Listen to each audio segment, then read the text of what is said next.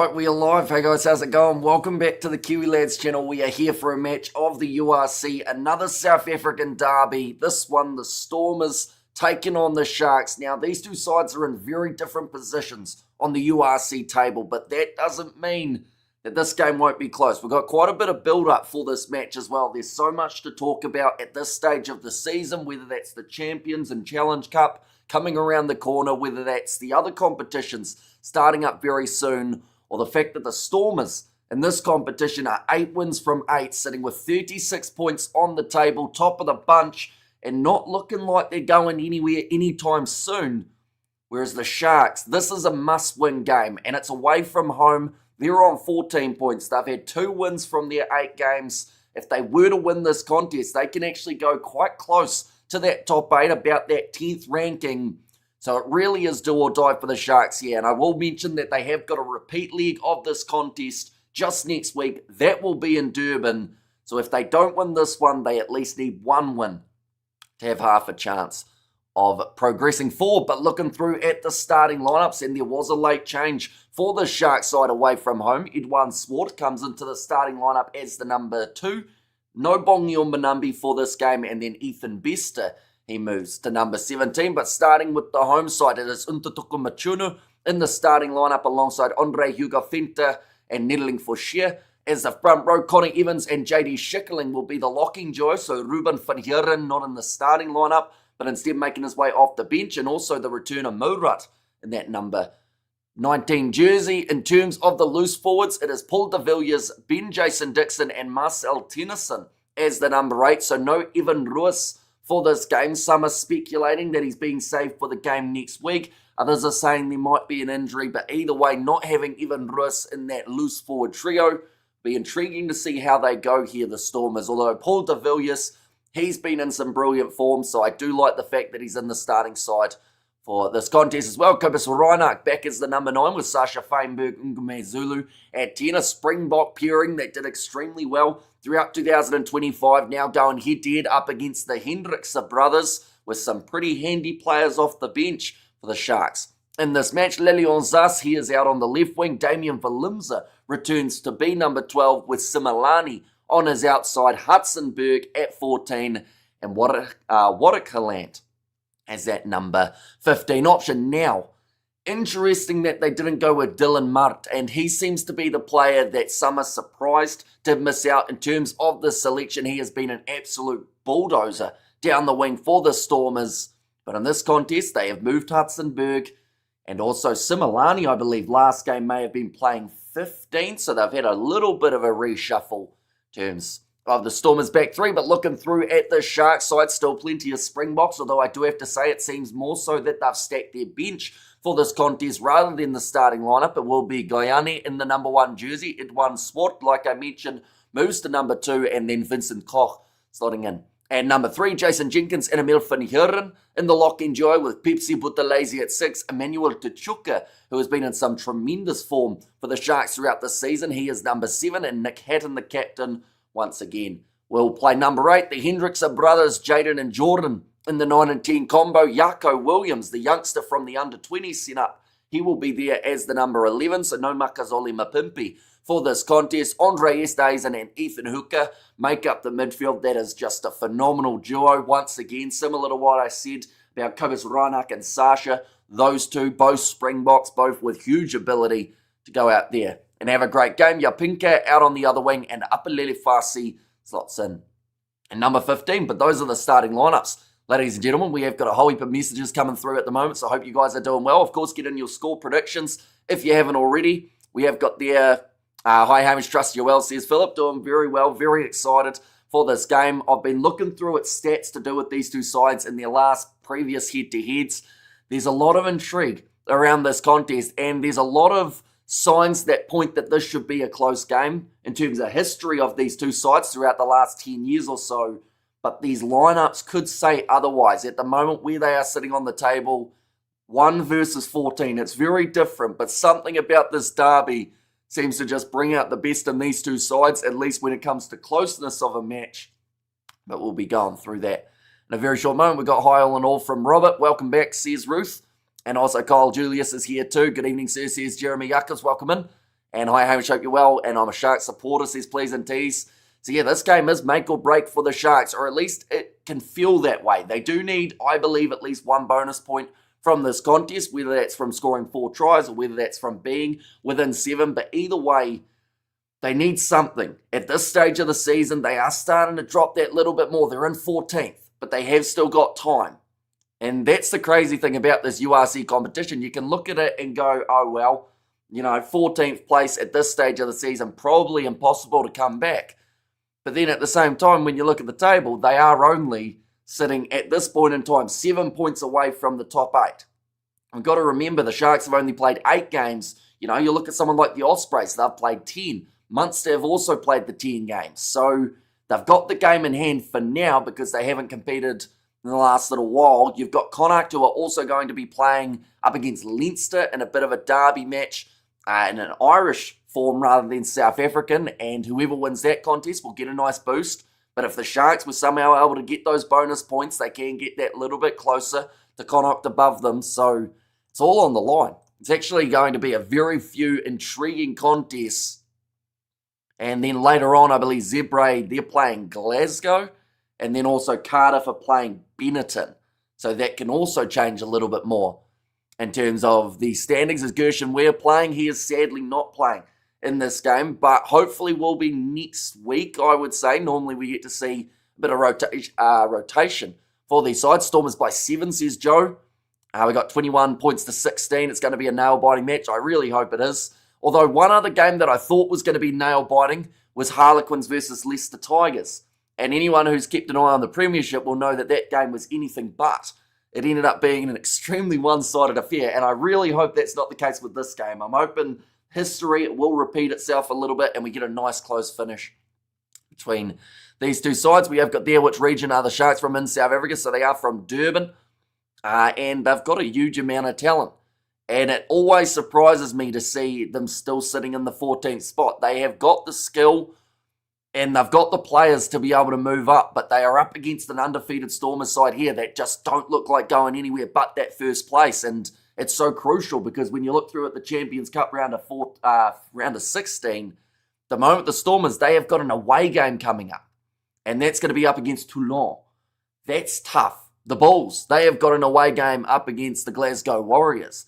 That's also going to be very difficult. And then for the Sharks, I believe they are away from home up against Connacht, which doesn't get too easy. So the South African sides, they are going to have to work extremely hard throughout that Challenge and Champions Cup, but I think they've got the players to still be able to progress. Do you think, or what do you think about the Bulls' victory yesterday?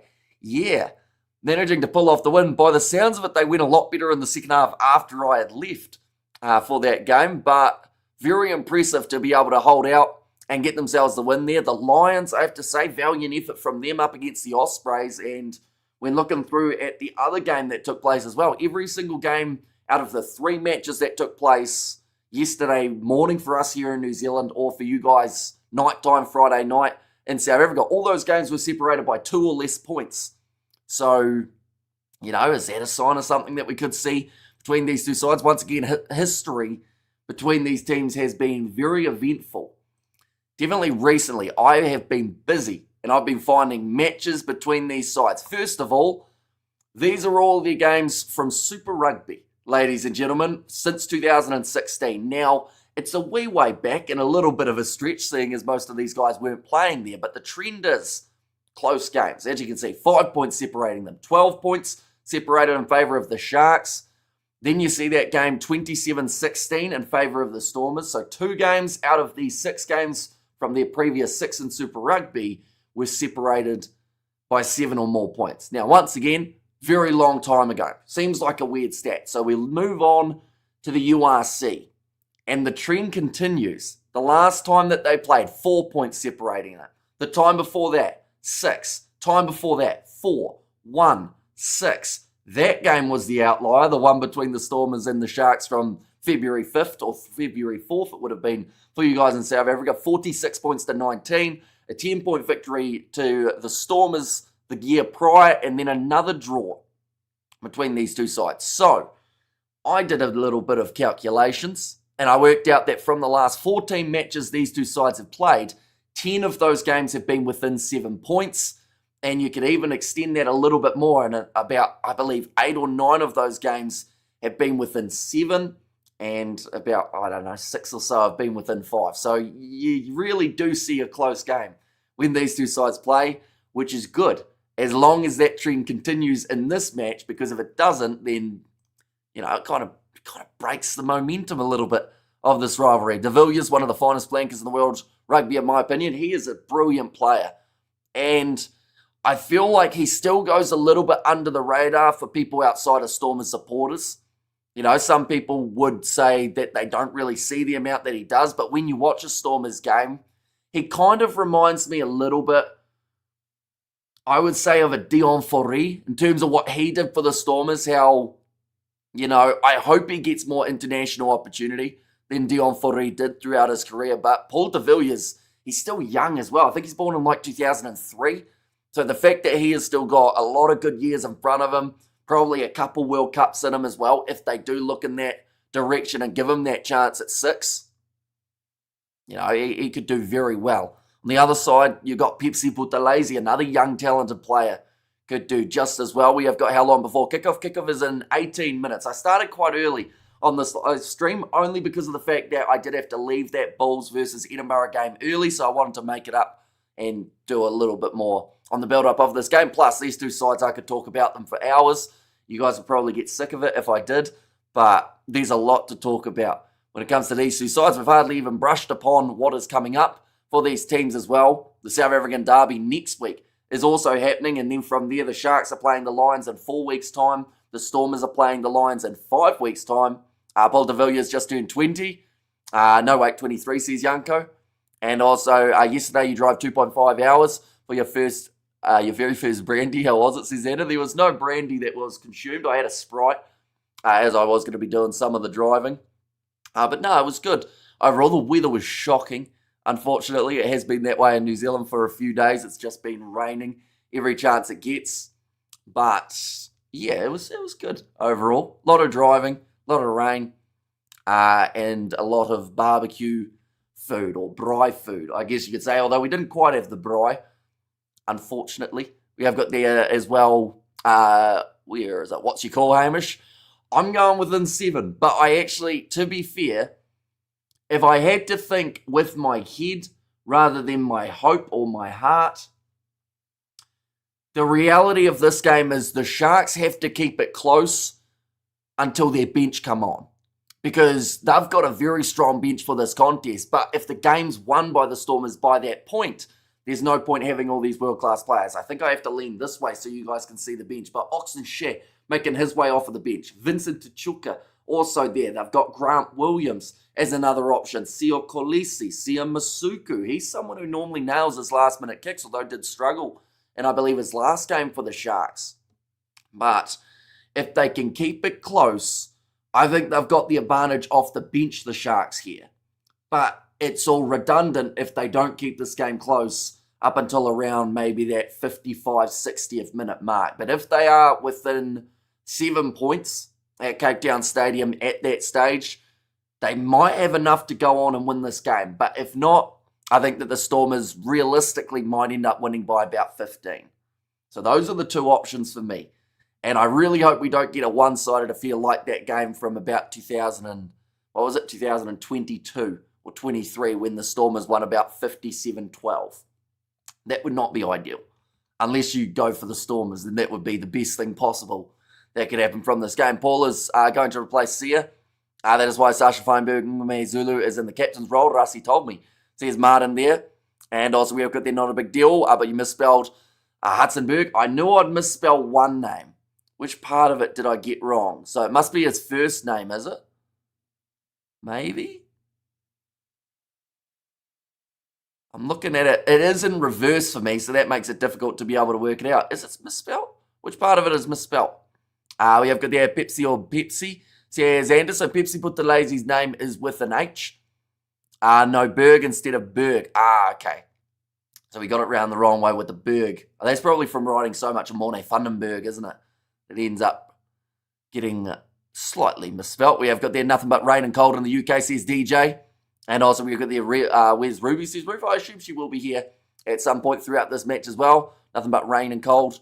So it sounds like a lot of places are getting rain. Hopefully this game does not have rain. I know that Bulls versus Edinburgh game last night had quite a bit of rain that they were dealing with. Lions versus Ospreys, that weather was awful for that contest. And the fact that those two sides still ended in a draw was very impressive indeed. But what we will do, ladies and gentlemen, is we will show you what is coming up, not just for the Champions Cup, but also for the Challenge Cup. Now, Champions Cup, this is the competition that we see not just the Bulls in, but also the Stormers. They are also there. As you can see, Toulon versus the Stormers, that has taken place in around 70 days' time. Glasgow versus Bulls has also taken place on that same day, couple hours later, and both away from home. Now, that can be extremely substantial because, I mean, you just want to be at home in a Champions Cup playoff game. Seems to have a massive advantage. Bordeaux versus Leicester, that could be a phenomenal game. Definitely have to keep an eye on that one. Harlequins versus Sale, Premiership derby there. URC derby between Leinster and Edinburgh. Glasgow Bulls is also a URC derby too. So it's actually worked out that quite a few competitions, there is a head-to-head match taking place.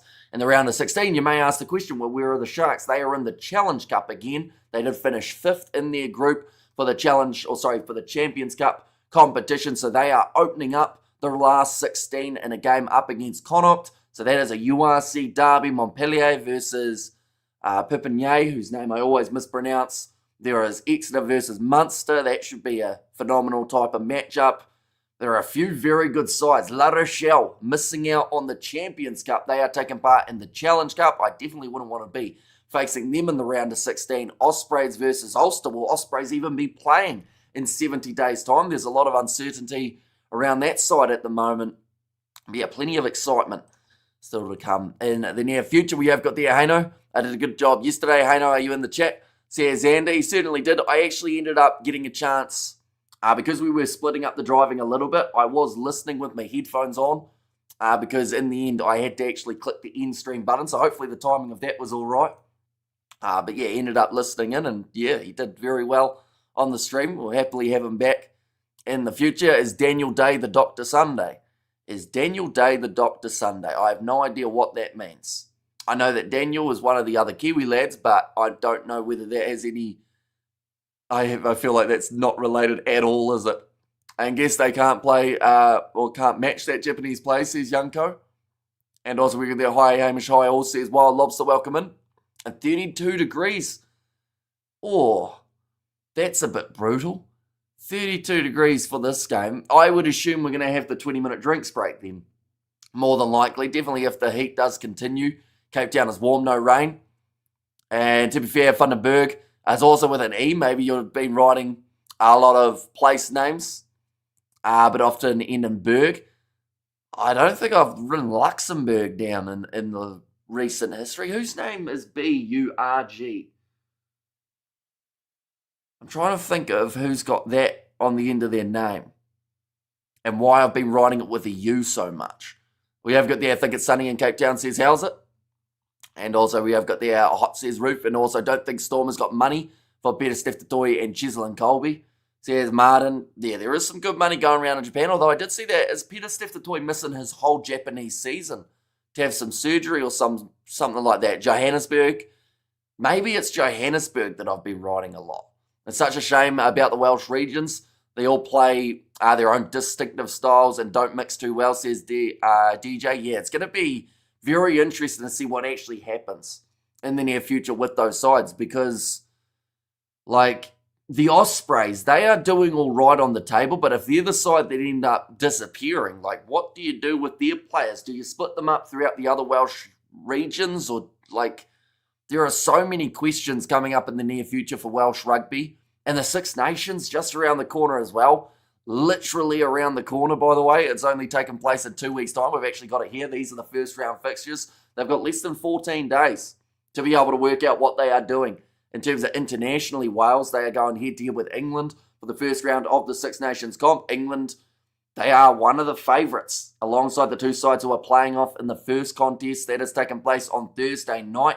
For you guys in South Africa, we'll be covering that one too. France versus Ireland, and then Italy versus Scotland also happening in the future. If you do love your Super Rugby, even though the South African sides aren't in it, the week after, So when Super Rugby will be starting, Highlanders versus Crusaders, that has taken place. In fact, 2 weeks. Well, no, week after, I guess, now the way that it works out. But Highlanders versus Crusaders, Waratahs versus Reds, Fiji and Drew are playing Moana Pacifica. That is always a feisty affair. Blues versus Chiefs, that could be a finals rematch, depending on what happens in the later stages of the season. And then the Force versus Brumbies. We'll mention also Super Rugby preseason starts up next weekend. We're doing a few of those games. They're actually happening on Thursday morning for you guys. Oh, no, Friday morning for you guys in South Africa at like really stupid hours at like 1:30 a.m. and 3 a.m. and all those type of times. Similar to what we have here in New Zealand for the URC. Sharks team selection is questionable. Can't see them winning this one. It's a tough one. Like away from home, starting lineup looks, I would say, advantage Stormers, but off the bench, I would give the advantage to the Sharks. Even though the Stormers have gone with that 6-2 split, I do just think having Grant Williams, Sio Kolisi, Jorenzo Julius is another player who I didn't mention the first time round, who could be a real impact player off the bench. Oxen Shat as well. We have got hello, says Henry, welcome in, hope you're doing very well. And maybe Pollard, I will switch to Bafana for the World Cup this year. Says Yanko. Yeah, that FIFA World Cup, Football World Cup is coming very close. Same with the Rugby League World Cup. That is happening this season too, or at least this calendar year. There's the New Zealand tour of South Africa and also now the USA, seeing as that fourth test taking place in the US. There's a lot happening in the world of sport. We have got, how's it, Hamish? Craig is back, says Craig Stevens. So it is great to have you once again tuning into this live stream. We are only 7 minutes away from the kickoff of this contest. What are skippergees? They sound exotic. Skippergees. I have no idea what skippergees are, but it's a fun word to say. FIFA World Cup is going to be scary with what's going down there, says Big Rig. And also we have got there, have they started the amount of game time you're allowed? Or have they stayed at it? I think they did a while ago for the Springboks, didn't they? Or in fact, it was just the world in general. There was a certain number of games that you were allowed to play throughout a calendar year. I can't remember what the number was now, though. I thought it was like 26 matches or something like that. I could be wrong. I actually support the Sharks. Says Martin, I hope that they do well in this game just to keep it close. Not a massive football soccer guy, but I watch the World Cup. It's nice to have big tournaments across different sports to look forward to. There's always something coming up. Says Yanko. And yeah, we may end up doing, because New Zealand have somehow made it into the Football World Cup too. Same with South Africa. So we might end up doing those two sides matches on the channel. Just something a little bit different. I know very little about football just because I stopped following it when I started doing rugby a little bit more. Six Nations coming up too, says Big Rick. Yeah, less than 2 weeks' time. Like I mentioned, that one Ireland versus France, the opening contest, that is a battle to see who will finish, I would say, top two, if not champion. In terms of the Six Nations comp, the Sharks bench won't make it today. Stormers have been preparing for today, says Clinton. Yeah. The thing is, the Stormers will come into this game, you would think, with a little bit of confidence overall, but confidence can swiftly be taken away if you have a couple early handling errors.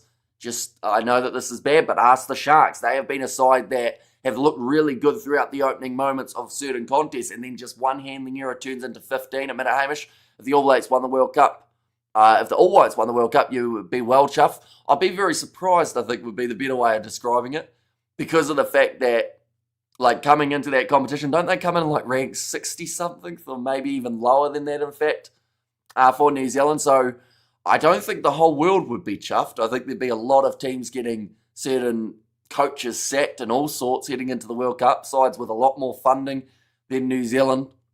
I mean, the same as South Africa somehow managed to pull off. Like, even getting through the group stage for some of those lower-ranked sides would be absolutely huge. Great scenes at Connacht, opening newsstand versus Leinster, says Jimbo. Yes, I'll definitely be keeping an eye on that game out of the corner of my eye as well. All it takes is one more goal than your opponent, says Big Rig. And yeah, in rugby, all it takes is one more point than your opposition too. These two sides have been separated by 1 point quite a few times throughout their recent fixtures, as well as having a draw back in 2022. And that was actually 22-22 in that contest, but 16 points to 15, the win in favour of the Stormers. That was back in 2023, just before the new year. 4 points separating these two sides the last time that they did play. They actually had 3 meetings throughout 2024 as well, but In terms of the head-to-head, I haven't actually done the maths. I know that I've worked out that of the last 14 games, 10 of them have been within 7. But I haven't worked out the split. I would say from looking at this last screen, though, throughout URC times, it looks like the Sharks have only won, I believe it is, one contest up against the Stormers from their previous about 8 meetings overall, which is quite surprising. But they've been close multiple times. They've been within 7 quite a few times. And I kind of mentioned about it earlier on too. If the Sharks are within 7 when they make their changes off of the bench, they have a decent chance of winning this game. But if they are separated by more than 7, I feel like that ground will be just a little bit too much to make up. We got a donation from Philip as well, starting off early on the stream. Thank you very much, mate. Greatly appreciated for your generosity. Of course, you have been very generous on the channel throughout the last few months, including what you did send me as well. It is still sitting next to me. I was testing it out earlier on, or I think it was earlier in the week, to see whether or not the green screen would affect it, and honestly, it doesn't too badly, so maybe I have to wear it at some stage. We have got there, Okie Dokie says DJ, and all the Springbok dream of a Stormers kit. That's why Sierra's going back to the Stormers, says Martin. I mean, to be fair, why wouldn't you want to join a side that's currently undefeated in a competition? Like, they are doing extremely well, the Stormers. They have only lost one of their last about 13 games or something like that, and they've got a young team as well. You know, you look at someone like a Sasha. Yes, there is the aging aspect of this side as well. Someone like a Kobus Reinach, who won't be around forever, but they've still got, in terms of their average age, I'm sure it's only about 25 at the moment, and that's including the older players in there, so they could be a very strong side for a long time to come, depending on what happens in the next few years. But 2 minutes away from the kickoff of this contest, ladies and gentlemen. Anyone who hasn't already, be sure to leave a like and subscribe on the live stream. We are going to be back next week with some more action from the URC, including the Stormers versus the Sharks. I believe next week we also get to see the Lions in action, as well as the Bulls, the two other South African sides. 1 second, we'll go like this, and we'll go like that. There we go. These are the upcoming fixtures. Lions will be playing the Bulls, so 2 South African derbies back-to-back. Now, it's a hectic weekend next week, because the Singapore Sevens is also taking place. The Blitzboks back in action. They are in a group alongside Spain, Great Britain, and Fiji. So Fiji versus South Africa is going to be an absolutely incredible contest. And so will some of these games be in the URC too. Super Rugby pre-season, it is coming up as well. It's a hectic couple weeks. There's the Six Nations. It is starting up soon. Super Rugby starting up as well. It's going to be busy. Hi, Hamish and everyone. I hope all doing well. Sharks 29, Stormers 24. Says Lily Abisa, going with a close scoreline in that regard, which would be fair enough, seeing as in those last 14 head-to-heads, 10 of which have been separated by 7 or less.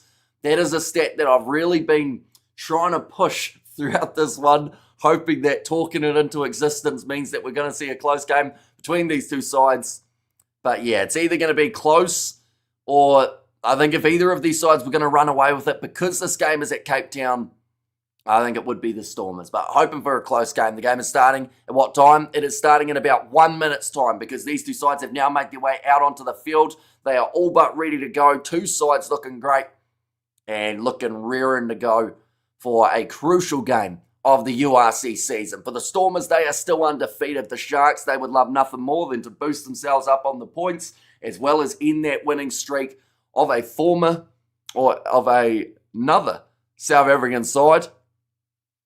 But we're ready to go. The Sharks, they are kicking off at Cape Town Stadium from right to left. Connacht versus Leinster is also kicking off in the very near future, about maybe a minute away from that contest starting up too. Do let me know your score predictions if you haven't already, ladies and gentlemen. But Jordan Hendrickse, the man to get us underway for a great South African derby. It's kicked off high and into the 22 off the kickoff. Oh, drop ball from Lelion Zas. And it gives the early opportunity for the Sharks. They will be 20 metres out from the opposition line, but that is not the start to the match that John Dobson nor Lelion Zas would have been after. I've talked about an anti-climax there, but it is going to be the line out for the Sharks. It's actually the perfect start for the away side. Can we see it live? It is on URC TV, also on DSTV, the main option. Sadly, everything really is a paid subscription for these South African matches, which I think is a massive shame, definitely because people love a derby. That one's going to be knocked back onto the side of the Stormers, so they may have given away the line out initially, but now they've managed to take that ball back, give themselves an opportunity to clear their lines. They're going to go on. We're going to go with the Stormers 27-21. Says DJ, that one's kicked downfield from the Stormers. The halfway line. The Sharks now in possession. Upper Fasi looks like he's going to be running this one back. He's had a few injuries to deal with throughout this season. Came back from a relatively long-term one that he received while playing in a Springbok kit. Then took a head knock pretty much the first week that he was back. Now Jordan Hendrickse back in the pocket, puts it high. Currently on the halfway line. Slapped back by Hudson Berg. Now, ball's gone backwards. What a Calant there to be able to clean it up too. And Reinach setting up for a box kick of his own. Morning all, and Hamish says Studs Rugby Stuff. Welcome in, mate. You are doing extremely well. Hope you're excited for this game. And I hope you've been enjoying some of the other matches that have been taking place as well. Oh, that's going to be an aerial challenge. And nicely taken by Hudson Berg. So that is now his second ball in the air that he has been able to win. Cobus Reinach back across to the left-hand side. Finds the hands of Sasha. And now Warakalant looking for the cross kick. Bit too much on that one. As it goes out on the full, the Sharks will have another line out. Is Evan still banned? He is for a little bit longer.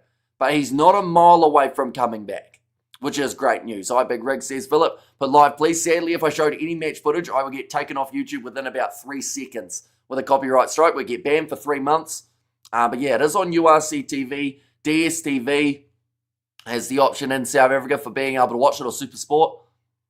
Now ready to go for this line out. Edwin Sport, the late change in the starting lineup for the Sharks. It was Bongio Manambi initially. Maybe that first line out was a sign of just a little bit of the nerves of getting chucked into that starting lineup. But the Sharks have won their second line out of the contest and now have possession around the halfway line. Skip pass on the outside from Hendricks. A lot of open space for Upper Fasi. Goes into the hands of the youngster, Jaco Williams. He bumps off. I think that was Warakalant. He almost got his head on the wrong side when trying to make that tackle as well. Could have got himself a nasty head knock, but Yapinka now 10 metres out from the line. Sasha collapsing over the breakdown. Has to be very careful not to give away a penalty, and definitely not a yellow card like he received last week. Pepsi Buthelezi under pressure from Marcel Tennyson in the breakdown, but still possession with the Sharks as they move to 7 metres out from the line. Jaden Hendrickse back to the right-hand side, finds the hands of Gunyane. They have got the option of Oxenshare making his way off the bench alongside many Springboks. So the Sharks have to stay close in the opening stages of this contest. Andre Estes and the captain trying to bump off the opposition there. Hendrickse now goes back across to Nick Hatton. I realise I've got him as the captain for this contest, but Jason Jenkins now spinning. Can't quite get through. Sasha trying to do the defensive work just on the goal line. Jaden Hendrickse goes across to Pepsi Buthelezi. Getting closer and closer to the try line at the moment. Oh, and there's the advantage. Nettling for Share. Not getting behind the hindmost foot. 12 phases in a row for the Sharks. This is the dream start, but no, they drop the ball. I think I slightly jinxed that. Evening, Kiwi Lad, says Bradley. Welcome and hope you're doing extremely well. Is there a place I can watch the game free? Sadly, not really. Every once in a while, they do have games on... is it SABC? But I don't think they've got this game, unfortunately, on there. Is he playing for the Sharks? He is. Corlisi going to be making his way off of the bench in this contest rather than in the starting lineup. Same with someone like a Grant Williams and an Austin Share, all making their way off of the bench. Speak loudly, Hamish. Noisy guess here with a music box, says Bruce. Well, I can't speak too loudly because it's 6:30 a.m, so people are sleeping here in New Zealand as well, so you might have to up the volume or get some headphones in. But it's now rolling more for the Sharks. This one's sitting very nicely close to the try line. That looks like they are over. Yes, they are. And the early try going the way of the away side. That wasn't supposed to happen, I can tell you right now, but it's all from that early pressure of that drop ball, and then another mistake from Warakalant, who kicked the ball out on the full, and Jason Jenkins, the man who pops up with the try. Now, there might be a TMO check by the sounds of that. And just in time, says Ruby. And come on the Stormers, says Bruce. And come on the Stormers, says Craig. And there as well, but the rolling mauler, Jason Jenkins. Okay, they're just saying it has to be very clear. Oh, was Edwin Sport in front of Jason Jenkins there at the rolling maul. I think they're going to clear it by the sounds of it. Let's go, says Lilia. And hi, Ruby, welcome, says Philip there. And come with the Stormers, says Mohaden. And there as well, but currently 6 minutes into the contest, and the away side do take the lead. And they add the additional 2. They certainly can. Great kick from the sideline from Jordan Hendricks. Makes the score now 7-0 for the Sharks. Let's go, Province, says Dale. Out of nowhere, Sharks are in front, says Xander. And would be a super duper harsh call if it was a disallowed try, says Big Rig. Yeah, and it's one of those games that the least amount of TMO possible for this contest is what everyone wants to see. You know, we don't want every single thing checked throughout this contest. Just get these two sides playing that physical rugby that they can. But the Sharks, they now have to get that kickoff. They've dropped it. It happens every single week, unfortunately, for the Sharks side. They do all the hard work of scoring, and then they give the opportunity to the opposition. Now putting that ball in behind. JD Schickerling goes to Shasha, Feinberg, Ngome, Zulu. The Stormers score within 30 seconds. You can set a timer each and every week that they will end up conceding the Sharks. And Damien Falimza is the man who makes his way back into the Stormers side and scores almost instantly from the Sharks, getting themselves a try. Let's go. The Sharks, says Tessa. An evening. It's been a while. How are you people doing? Who will win today, says Daniel. I'm hoping it's going to be a very close game, split by less than 7. The Stormers came in as favourites for this contest. They've probably just shown why. Got the face farm from Lilia. Lame, says Cool Story. Another try, says Ander.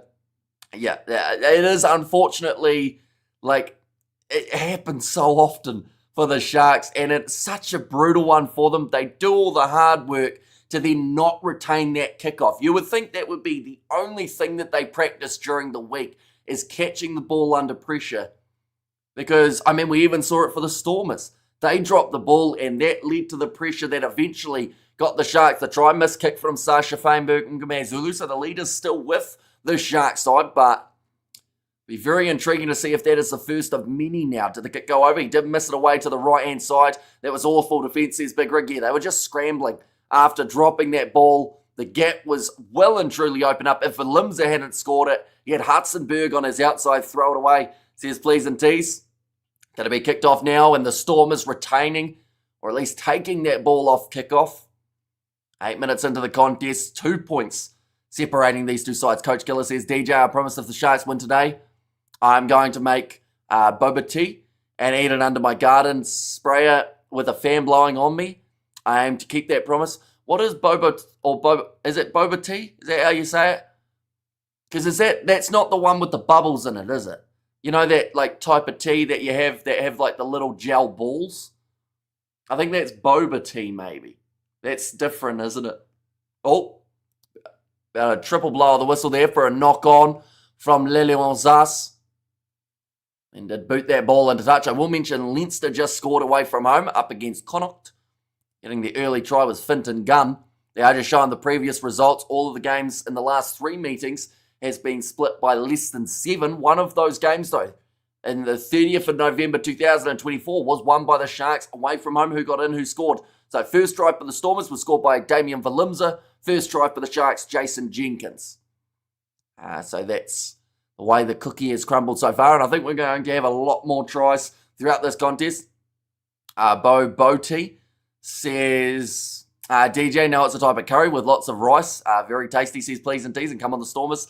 Says Daniela, it's a Western Cape dish made with mince, meat, and yellow rice. Spicy but delicious. And why is Sasha captain again? Says Mohadin.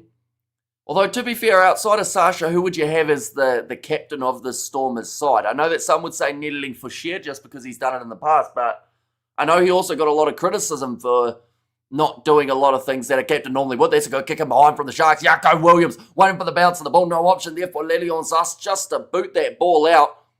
I'm not sure what Upper Lily Farsi is complaining about to the touch judge. He was saying that Lilian Zas kicked the ball away while he was in the field of play, which is completely fine. And Damien says Mohadin, and you got it to try. Oh, you got to try it H, and pronounced Babuti. Says Jan. Yeah, nicely done by Lilian Zas just to cover defensively, but now They are under pressure again, the Stormers, and they have already conceded to the rolling maul of the Sharks side. Roof in the house, says Ruby. Now ready to throw it in. Edwin Swart. Wait to see whether or not this one is just as successful as the last. Sharks currently sitting 3 meters out from the line. This one not moving forward as swiftly as the last, being defended well by the Stormers. They've been told to use it once. It has reached the ground. Ball's now available there for the Sharks. Jaden Hendricks goes across to Andre. He stays and he is tackled low by Sasha. Now popped across Jason Jenkins. He's already scored himself 1 try. Does seem like if you are a Sharks player, a forward probably has a very good chance of being able to cross the try line with the way that they are playing it. At the moment, it is not getting out that back line too often unless there is the penalty advantage, which they haven't got at this point in time. Watching from Kenya and behind the Sharks is Joshua there. I do this as a full-time job. I do not. It is only my hobby on the weekends. I do work full-time during the week as a labourer / builder. He once Swart. Oh, he's shaking his head a little bit there. May have a bit of an injury. Now Jaden Hendricks. Oh, in fact, it was Jordan straight into the hands of Yako Williams. It's try number 2 for the Sharks. She's a back and forth type of encounter between the teams, but now they take the lead back by the 7. In this case, the Sharks rather than the 2. This seems like it's going to be a very high-scoring one, just the way that it's sitting at the moment. Defence is optional in this contest throughout the last 12 minutes or so. But just a nice cross kick from Jordan Hendricks straight into the hands of the youngster, Yako Williams. Welcome Joshua from Cape Town, says Philip there. And Ireland versus France. I won't be at the weekend, says Big Rig. No, it is going to be on the Thursday night for that contest. Now, getting ready to take this kick here, Jordan Hendricks. He currently sits 1 from 132 metres out for this kick, so actually not as far as his last kick was. And yes, let's go the Stormers, says Tessa there, and go the Sharks, says Please and Tease. And now Hendricks, it just sneaks over the right side, through the post, and that is going to make the score now 14 points to 5 in favour of the Sharks. Right. Now they have a kickoff. And can they get it right here, the Sharks? Or at least the Stormers are kicking off to the Sharks, but the last one we saw the Stormers score within a very short period of time. What a start to the game. Almost all of it has been played within either team's 22, says Studs Rugby stuff. Yeah, it's always a good derby when these two sides go head-to-head. Nice take from Upper Lilipasi under the high ball. It does mean now that the Sharks can clear their lines from inside of the 22. Can't remember Six Nations. It's a Thursday night kickoff for the Six Nations, says DJ. Yeah, see, normally it's like the same as the other weeks, isn't it? How it would be a Friday night game for you guys up north. But yeah, it feels very weird that it will be a Friday morning game for us here in New Zealand. I'll probably have to take the morning off work to be able to cover it. Oh, drop ball from the Stormers here. Nice little mistake if you are the Sharks, as it now gives the chance. Bit of a counter-attack. Upper Lilipasi going for the kick in behind though. Trying to look for that 50-22. It goes to Watakalant. Now Damien Valimza does grubber that ball back slightly infield, which does mean that this ball is still alive. Another 50-22. What a kick that is from Upper Lilipasi. And it gives us side the possession from inside of the Stormers 22. Do we need Jordan Hendricks in the Springbok setup? Says Illicit. It depends on who you talk to, really. Because some people love him, some people don't. That's a great kick from Upper Lilipasi, though. Going with that banana boot, curling it infield for a start, and then having it bounce into touch. It gives the Sharks the early possession inside of the 22 once more. Is this live? It certainly is. 15 minutes into the contest. 14-5 in favour of the Sharks, the way that it sits currently. And they have got another attacking chance. Now, breaking off the back. Pepsi Putalese. Tackled there by Andre Hugafinta. Now across Edwin Swart. Another advantage. That is a tackle off the ball one. Going in favour of the Sharks. Oh, okay. Jaden Hendricks has to be very careful there. The penalty was awarded, and he was shouting in the ref's face saying, give me the mark, give me the mark. Even though she was literally pointing at the mark, saying it's here, when Hendrickson was further forward, and she pretty much said, look, if you're going to keep on yelling like that, you won't have a penalty. But it looks like the Sharks, they are opting for the 3 points here. Now, I don't mind this choice, but I also like the way their rolling maul has been working so far. So maybe, this is a decision that could come back to backfire. But for now, it's points on the board. But it's just more so the fact that their kickoff safety has been so wonky at times for the Sharks. That's probably putting it lightly in terms of the way that they take kickoffs as of late. Although Apalele Fasi did take the last one very well. But it's an easy 3 points, a gifted 3 for Jordan Hendrickson. And that will then extend the lead to 17 points to 5 in favour of the away team. I don't think anyone was picking for the Sharks to be up by 12 at this stage of the contest. Definitely when you consider who they have got making their way off of the bench. And Connick versus Alenso 7-7. JP doing a good job. Says please and tease there.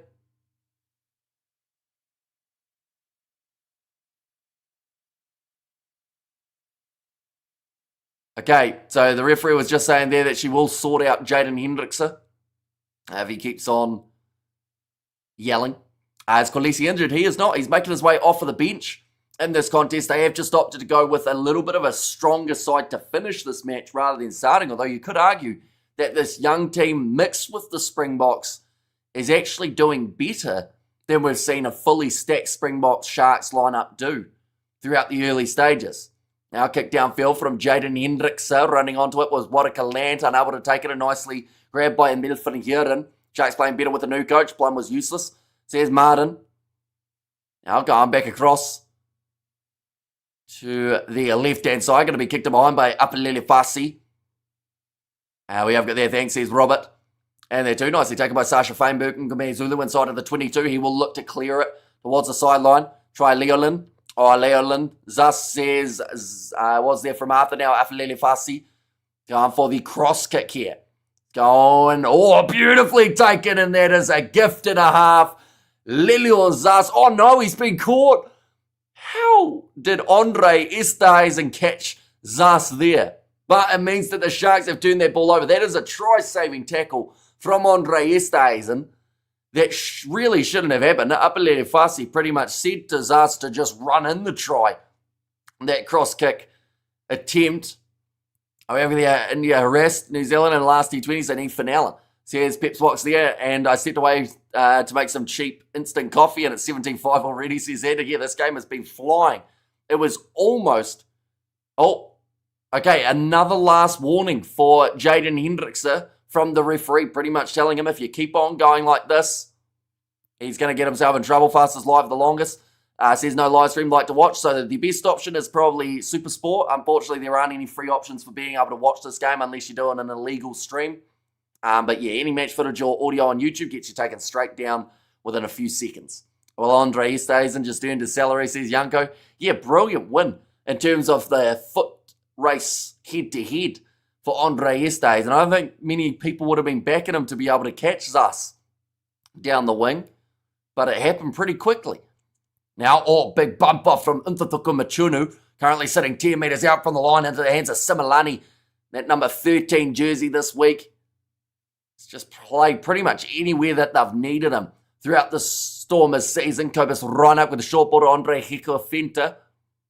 20 minutes passing through this game already. Cobus Ronak under immense pressure from Emil van Heeren, and he's turned it into a rolling maul too. This ball doesn't come out. It will be the Sharks who do get the possession. That is brilliantly done by Emil van Heeren. Did see the opportunity after Ronak. Just a little bit of hesitancy. Then a little bit of push and shove now between these two sides as well. It was only a matter of time until they started. A little bit of back and forth. I think Ronak was in the middle of that as he was not happy that he got read like a book by Emil van Heeren. Esterhuizen is a beast, says Jimbo. And Stormers seem a bit sluggish so far. He's great, 12, 11, and 7. Says please and tease. And also we have got there for a big pseudo forward especially, says Yanko. And it seems I am the only one drinking coffee this late, says Illicit. And Esterhuizen is a beast, says Jimbo. And Esterhuizen is an icebreaker. Okay, referee once again giving both sides a bit of a warning there, saying if neither side can control their players, referee will have to make the decision as to who is either removed from the field or who is penalised. Possession at the moment in this contest, 66% in favour of the Sharks, 71% territory. So literally, other than that little mistake that they made off the kickoff that led to the Stormers' try of Damian Valimza, they couldn't have asked for a better start in this contest. Now, there is a little bit of a water break taking place at the moment for the forwards, although they have now been called off the field, the ones bringing the water. And Cobras go for the try, says Martin Esthuizen, the South African Nonu, as Jasper playing. Haven't heard of him in a while. If you're talking about Jasper Vesa, he is playing overseas, I believe. Unless you're talking about a different Jasper. We have got there, Esthuizen is bigger than Sia Kolisi and he's a centre. Says Illicit. Yeah, Esthuizen is just an absolute, tank of an individual. And the fact that he has got the pace that he has for the size of the player that he is just scary.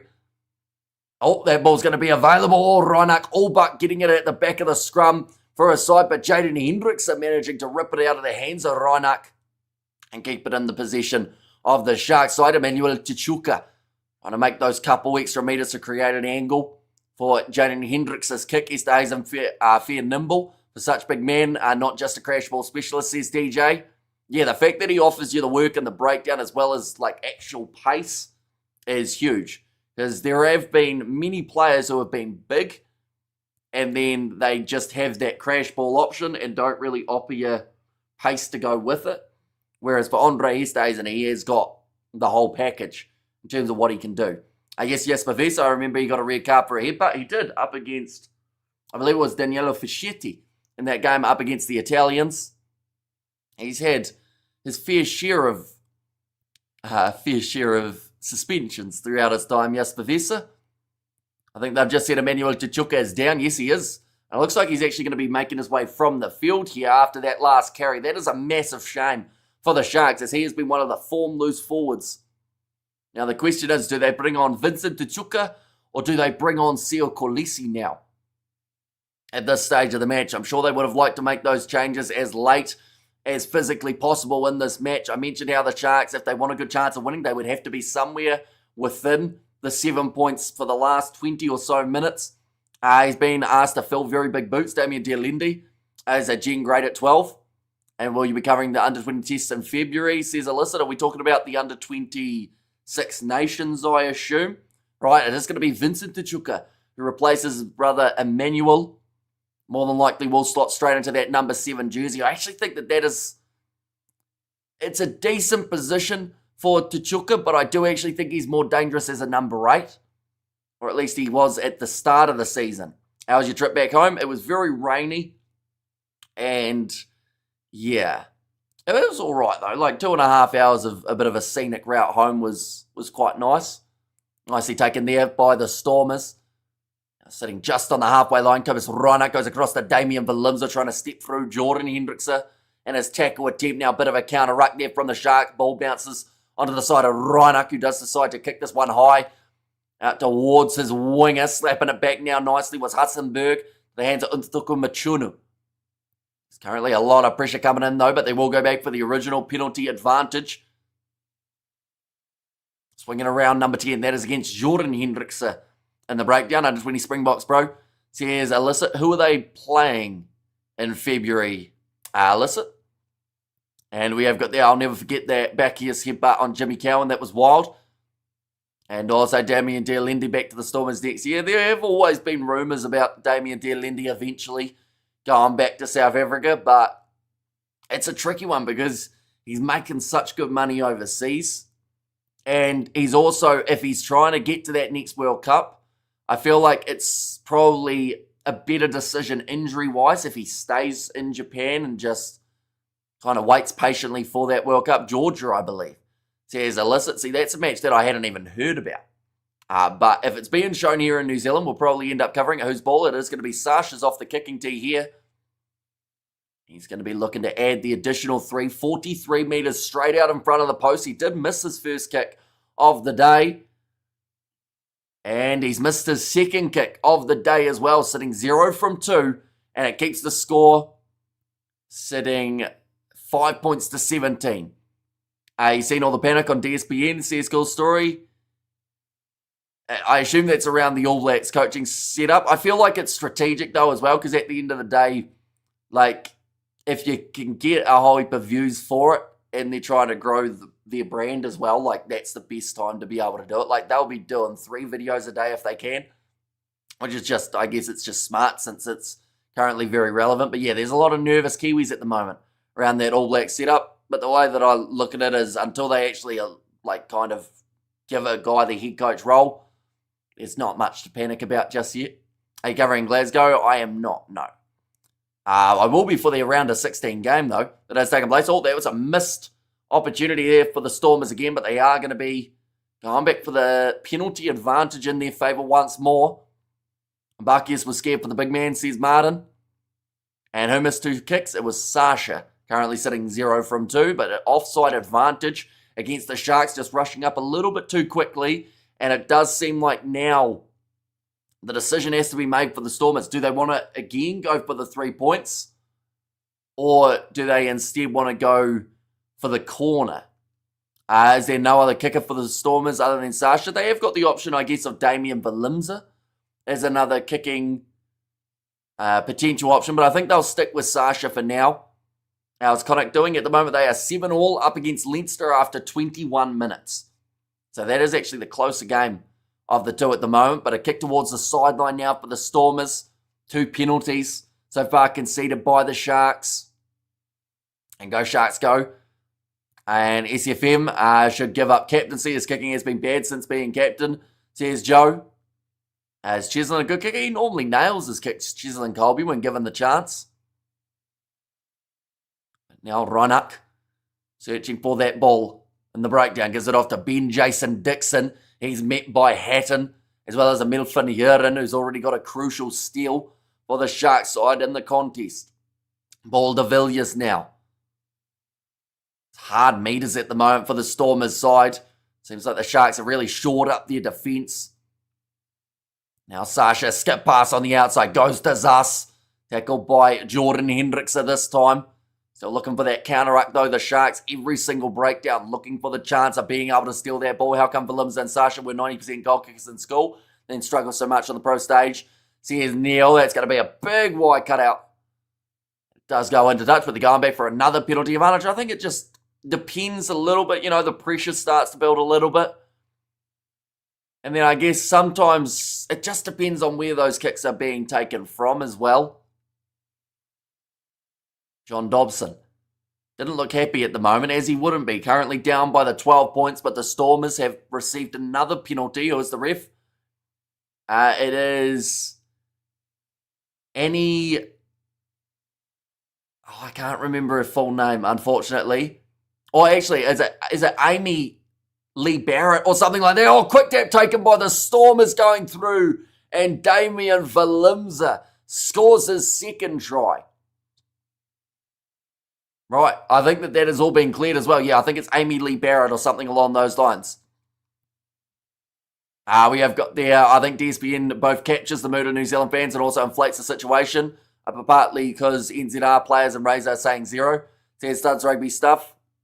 But yeah, like, you could literally do 20 videos just pretty much going, what's going to happen, this might happen, and people will watch because there is a lot of that uncertainty, like you mentioned, like, no one knows what's going to happen, and that's the kind of, well, it's not good, but it's also exciting at the same time, just to see what direction they go in, whether or not it will be successful or not quite. That try was a little soft again, says Studs Race. Yeah, just after I praise their defence, they're normally pretty good at that, sides that as soon as I say, yep, they're defending well, they just let it go straight through.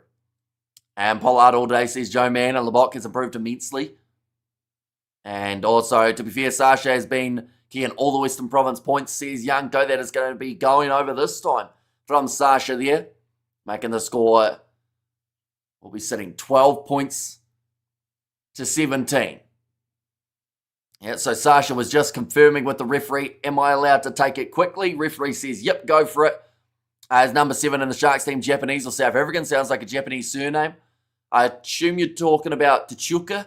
He is from initially the Democratic Republic of Congo. The Tachuka brothers, Emmanuel and Vincent. But Vincent Tachuka, due to being in South Africa for a certain period of time, is now eligible to play for the Springboks and did make his debut for them last year. I want the Sharks to win, but this should be a tight one for it to make sense, says Ruby. And once kicked in behind by the Stormers, currently 28 minutes through, and both of these sides have already received a bonus point. I mentioned for the Sharks how where they are on the standings at the moment, they need at least one bonus from this contest. Oh, that's another knock on coming from the Stormers, picked up by Damian Williams, coming from the Sharks, I should say. Stormers now in possession. Hudson Burke cutting back across and infield. It was Reiner going for the kick in behind, found a little bit of space. It's going to be bouncing awkwardly in the in-goal area. Does roll dead. Now I have to go back to where it was kicked from. And today's Sharks will swollen Stormers watching, you will see, says Azazin. And also we have got their ABs can use the tour to South Africa to great effect with lots of chance to bleed new players against the URC teams, says Carell. Oh, it might be Carroll actually, my apologies. But yeah, it is a big opportunity. I'm curious to see what size squad they're allowed to take. I think Vincent is from Zimbabwe, says Martin. I know initially on the URC, anytime that they showed him, they had the Democratic Republic of Congo flag, but he may have spent some time in Zimbabwe as well. Sharks number 11, very impressive today, lots of energy. So yeah, that is a youngster, Yako Williams, coming from their under-20 setup. That end up winning the championship with the box under-20s. We got ourselves a scrum here in this contest. That is actually something we haven't seen a lot of at all. And we have got the Vincent is from Congo, says Illicit. And also Leinster losing, says Kahu. Yeah, currently 10 points to 7 in favour of Connacht. What do you think of Glasgow going all guns blazing against Zebra? I think it makes sense in some regards. Glasgow, they want to get their good guys out there on the field, running them round. They've got a few tough games, though, coming up. And Ox is on. He certainly is. He's just made his way onto the field. Oxen Share. Early change, taking Guyane off at this point in time. But I guess they've decided might as well get it going. Yes, he is from Congo, says Martin. He's really under pressure, and it's 6 months away. And what do you think of the match so far? Looks like it could be a derby classic. South Africa player depth on display, says Nerdy Bear Man. Yeah, it has been a great back and forth between these two sides. I have to say the Sharks are doing a lot better in this game than a lot of people expected at this point in time. But, that front row has gone straight down. I think that was actually on the Oxen Shash side, perhaps. Or was it? No, in fact, that was Vincent Cox's side. We have got the iconic 10-10, says Jimbo. And the Tachukas are definitely Congolese. Maybe they're thinking of Beast, who was Zimbabwean, says Yanko. Yeah, just Vincent Koch alongside Untatuka Machuna. So once again, you got Bok versus Bok on that side of the scrum. And actually on the other side now, Oxenshare and Nellingfusshare is Bok versus Bok too. Vincent Koch from Congo. I need to focus here, says Ruby. And let's calm down on the blast me. Oxenshare does not go down, says Yanko. And also Sharks are doing much better because no Sia Kolisi, that's why, says Balbot, although he will be making his way off the bench, Sia Kolisi, in this match. And to be fair to Kolisi, throughout the last few games for the Sharks, he's actually been one of the standouts. Vincent Koch is from Disney. Didn't you know? Says Cited. Now, another scrum reset. Whose ball at the moment it is the Sharks' feet, but the scrum is very scrappy at this point in time. And Bok-on-Bok violence, says Big Rig. And also Koch is overextending, says Neil.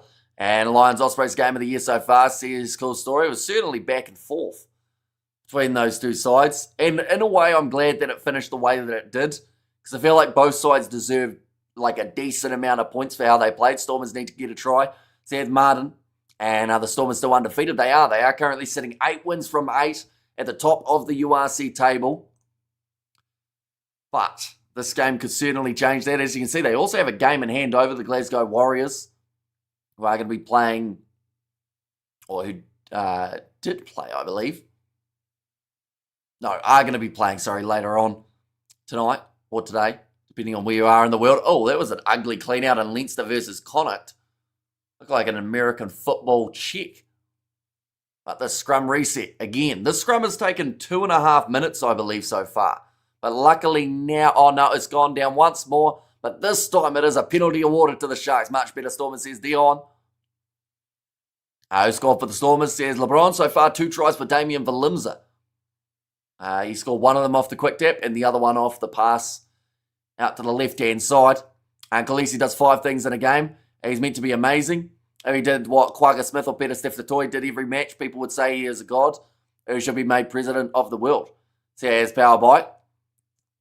I mean, I'd still take a guy doing 5 things in the game, though, if one of those 5 things is scoring a try, which Khaleesi has been doing throughout the last few weeks of the URC competition. Like I mentioned, he's actually been, I think, well and truly earning his money throughout the last few games that he's been playing of the competition. Now, he has had up and down form, like most of the players in the competition, but I still think that, he can certainly add to the Sharks side, and I would not be surprised if he comes onto the field and gets a last-minute try that wins them this game, because he's done it in quite a few other matches over the last little while. But now up to the halfway line here for the Stormers, who have managed to get that possession in hand. Sasha going with the high kick, and 12 points to 17 is the halftime score, says Gage, or at least is the one that he is after. Nice mark from Apalele Pasi inside of his 22.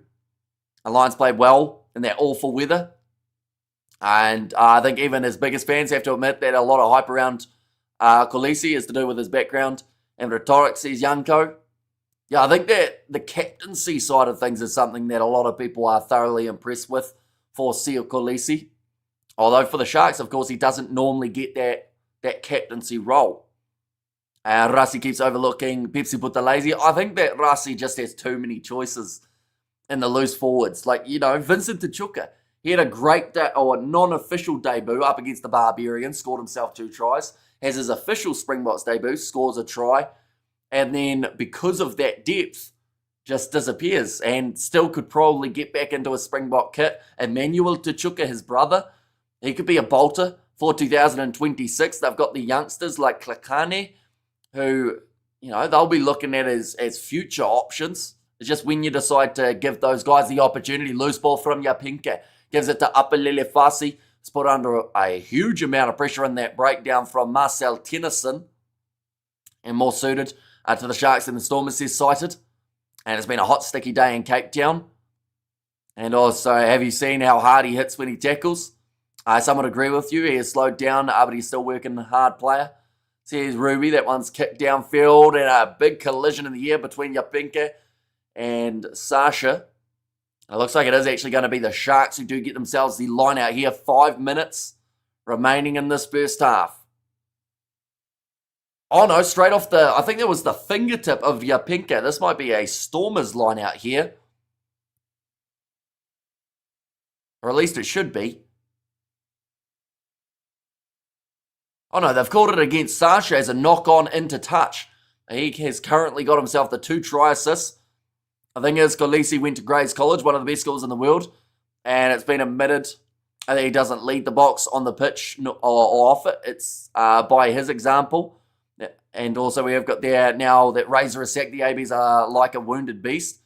Who do you think should be the new ABs coach and perhaps new ABs captain? Well, it's a tricky one now because, do they appoint Savia as All Blacks captain in this scenario, or are people going to try and rebel against that a little bit because of what has happened? It's a really tricky one now, and they have to get the decision right because they're only 2 years out from a World Cup. So, yeah, it will be intriguing. I actually learnt, though, that my cousins who I saw, or one of my cousins and her husband that I saw yesterday, they were sat behind Scott Robertson on a plane heading from Australia to New Zealand. Fun fact. Are you and George going to be doing some strip pole dancing celebrations when you reach 100,000 subs? Ruth was asking, says Nazi. See, I don't think I'd go well on a pole, which is quite the statement that I didn't think I'd be making at 7:11 a.m., but I don't think I've got the upper body strength to be able to hold myself up. So it would just literally be me falling off a pole, which I feel like some of you would prefer. But no plans as of such at this stage. Cody Taylor as New Zealand captain, I wouldn't mind it. I think he'd be a decent option for the Kiwis, but now sitting 25 metres out from the line. Now a little short pass from Kobus Rona goes to Marcel Tennyson, dragged down by Upalili Fasi, 7 metres from the line. Chance here for the Stormers, but they, thought they knocked it on, but it will be the penalty again in favour of the Stormers. So the ill discipline of the Sharks inside of their own 22 starting to hurt them a little bit here. How do you feel about Scott Barrett as captain, says Alyssa? I think Scott Barrett does better when he doesn't have to worry about the captaincy. And this one may either be popular or not popular, but I think Sasha's in the same boat. For the Stormers, I think there's just, as a talented youngster, he should just be able to go out there and play his natural game without worrying about controlling the team. Now, the good news is Stormers' discipline so far throughout this game has been really good. So Sasha hasn't had to worry about that side of things, and look at how he's playing. Sitting there, 2 try assists so far throughout this matchup. But now the Stormers have got themselves the 5 metre line out. Hi guys, says 1, 2, 3, welcome in. Now Andre Hickelfenter, claimed by JD Schickling, and now rolling Morlaw. There's a penalty though. And it sounds like it's a penalty in favour of the Sharks. It's an obstruction penalty. And the Sharks have decided to take this one quickly. Kicking behind from Ethan Hooker. Was he taken out off the ball? I think there is the advantage. No, the arm was out for a second, but now it's not. Now down the wing. Leon Lanzas. Back across Kobus Ronak. Quick hands from the Stormers. Waraka Lant running it sideways. Gives the ball once again to Sasha Feinberg. Ngome Zulu. He cuts through a gap. Gets ankle tap. Offloads to Paul de Villiers. And then that ball just goes into touch. The Sharks are going to have themselves another chance here just before the halftime break. We're 37 minutes through, and it has been nothing but back and forth all throughout this game. Chaos is a good way of describing it. And yeah, I don't know what's going to happen in the second half. We've got to remember as well, these teams are playing in like 28, 29 degree heat. So you'd have to assume that someone's slowing down. Don't you need upper body strength to lift bricks and stuff? Says Cool Story. Yeah, but that's different strength to literally holding yourself up on a pole. This is my opinion. New AB's coach Eddie Jones, assistant coach Dave Rennie, Joe Schmidt, New AB's captain Artie Savia, co-captain Cody Taylor, Richie Moong, and Will Jordan. Says Gage. And I think Sasha should play his game, leave captaincy for another player. Did Razor make small talk on the plane? He did not, but they did say something about that plane ride, which was very noticeable for Scott Robertson. Player's going to be in trouble here. Who's it going to be? We're going to see it. Yeah, no, that is clearly a little bit late. That was from the one on Ethan Hooker. Now, initially I thought that the referee extended her arm, but it's Ben Jason Dixon. He's late by a long way. In that case, from the other angle, it made it look not so bad. Okay, it's going to become a penalty only against Ben Jason Dixon, which now gives the Sharks penalty about 40 metres out from their own line. And the Sharks get one last attacking chance for the 40-minute break, which has gone so quickly. If you eat more Bobuti, you'll get upper body strength, says Peter. And also, Hamish may work construction, but I don't think he has Finn Balor abs. Nowhere near it. I can tell you that right now. I don't even have an ab. A little gripe, but our camera is getting blocked by fans' bad positioning. I didn't notice it before. Yeah, anything on this near side when a fan stands up, you don't seem to be able to see it. But, yeah, it does happen at Cape Town Stadium quite often. It seems unavoidable. Played at full speed. He's not Neo. I can't evaporate into thin air, says Studs Rugby Stuff. Now, chance here for the Sharks. They are sitting 41 metres out from the line. Last 5 penalties, we have actually seen 3 against the Stormers. So before that stage, they were actually pretty disciplined. So where's the game? Says Hendry. Hendry. It was this game being played at Cape Town Stadium. Nicely taken by Emil van Heeren. Now 40 metres out from the line. He hit one swat. Getting this one rolling forward. Still called as the same Paul de Villiers trying his best to be able to slow it down, but it is still marching here for the Sharks. If you're an AB's fan, that counts as one AB. says Ruth. Or sorry, says Ruby. Now off to the left-hand side. Big collision with Andre Esterhuizen there with Ben Jason Dixon. Hey, guys. Says Henry. Welcome in. Once again.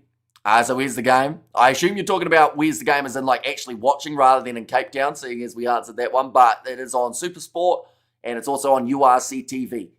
Your options, Jaden Hendrickson going off to the left-hand side. Nick Hatton, big collision with it would have been Connor Evans. Now Jordan Hendrickson off to Andre Esterhuizen. Tackled again by Sasha, looking for the offload, picked up by Hendrickson once more. Stays in with the pick and go, playing as a halfback there. What can't that man do? Out there on the park, Oxen Shen now playing as the halfback. Edwin Smart hits it up. They're up to 25 metres out. There was almost a little knock on from Nisha, but it goes backwards. Now, Pepsi Putalezi bumping off Damian Valimza. What THF says Henry, as in like what's the URC TV? Does the main broadcaster for outside of South Africa, that's the one most people are watching on now. Going off to Vincent Tachuka, tries to bump off Sasha, looks for the offload. It was risky, picked up by Andre Esterhuizen. It seems a little bit rushed at the moment here from the Sharks, or a bit scrappy perhaps. Just need a couple nice phases, get them back set. Now Jaden Hendricks as the halftime siren sounds. Vincent Tachuka, still down by Hudsonberg. And the Stormers in the breakdown, it's Paul de Villiers. Who else would it be in that scenario? And I'm on TV, says Henry there. When you come to South Africa, says Hitchjamar. I'm not sure. I'd like to go before the year 2030. That's the goal. But if I'm going to go, I want to go for a decent while. And I'd also need to know where I should go, because I'm way too indecisive to plan a trip myself. As a halftime says Mohadeen, not quite. The Stormers have decided to kick that ball into touch. They would like to go that little bit deeper into this first half. I'm behind you, says Gage. There's not a lot of room behind me. I've got a green screen, so you literally have to be, like, that's the green screen there, where my arm is, which is probably about that far. So you would have to be very slim, and also, surely I would notice you by now. Come check out the garden route, bro, says Neil Bester.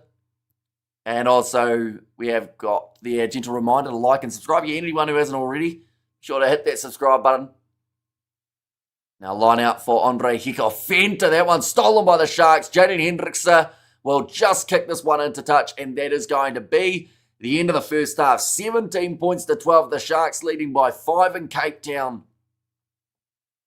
That's better than a lot we're anticipating. Take Ruth along, Hamish, says Joe. And Eamon's suspension ends at the end of March. Back for the Sharks in April, says Lilia B.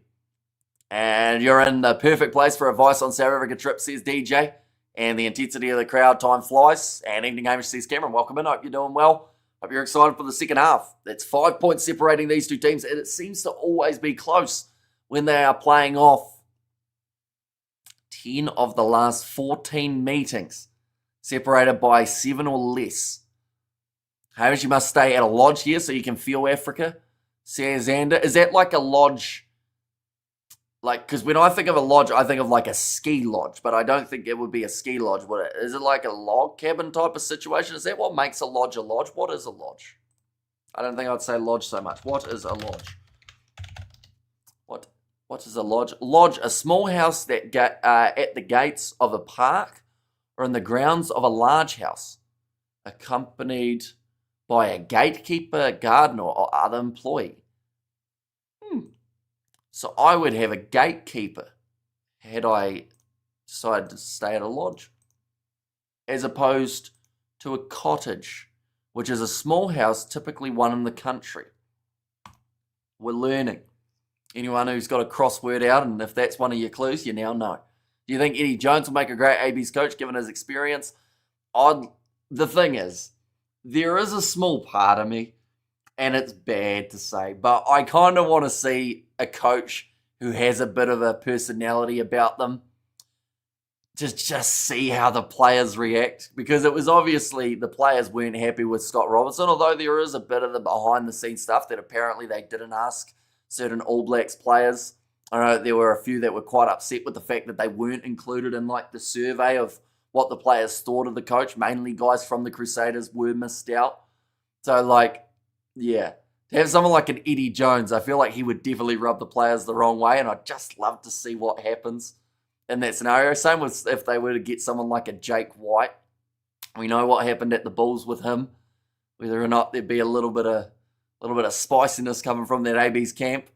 We have got there. You have to come for the last 4 or for at least 4 weeks and do the whole country, as each has its own special thing, says please and tease. Yeah, see, I want to go for at least a month if I was going to go. If not, maybe even 2 months, just to try and get round everywhere. Kia ora, flying to Christchurch next week. First trip in 15 years. Are going to welcome me with a Pafiri. Says Dame Set Match. See, I was in Christchurch, or not quite Christchurch, but I was up that way today. Fun fact.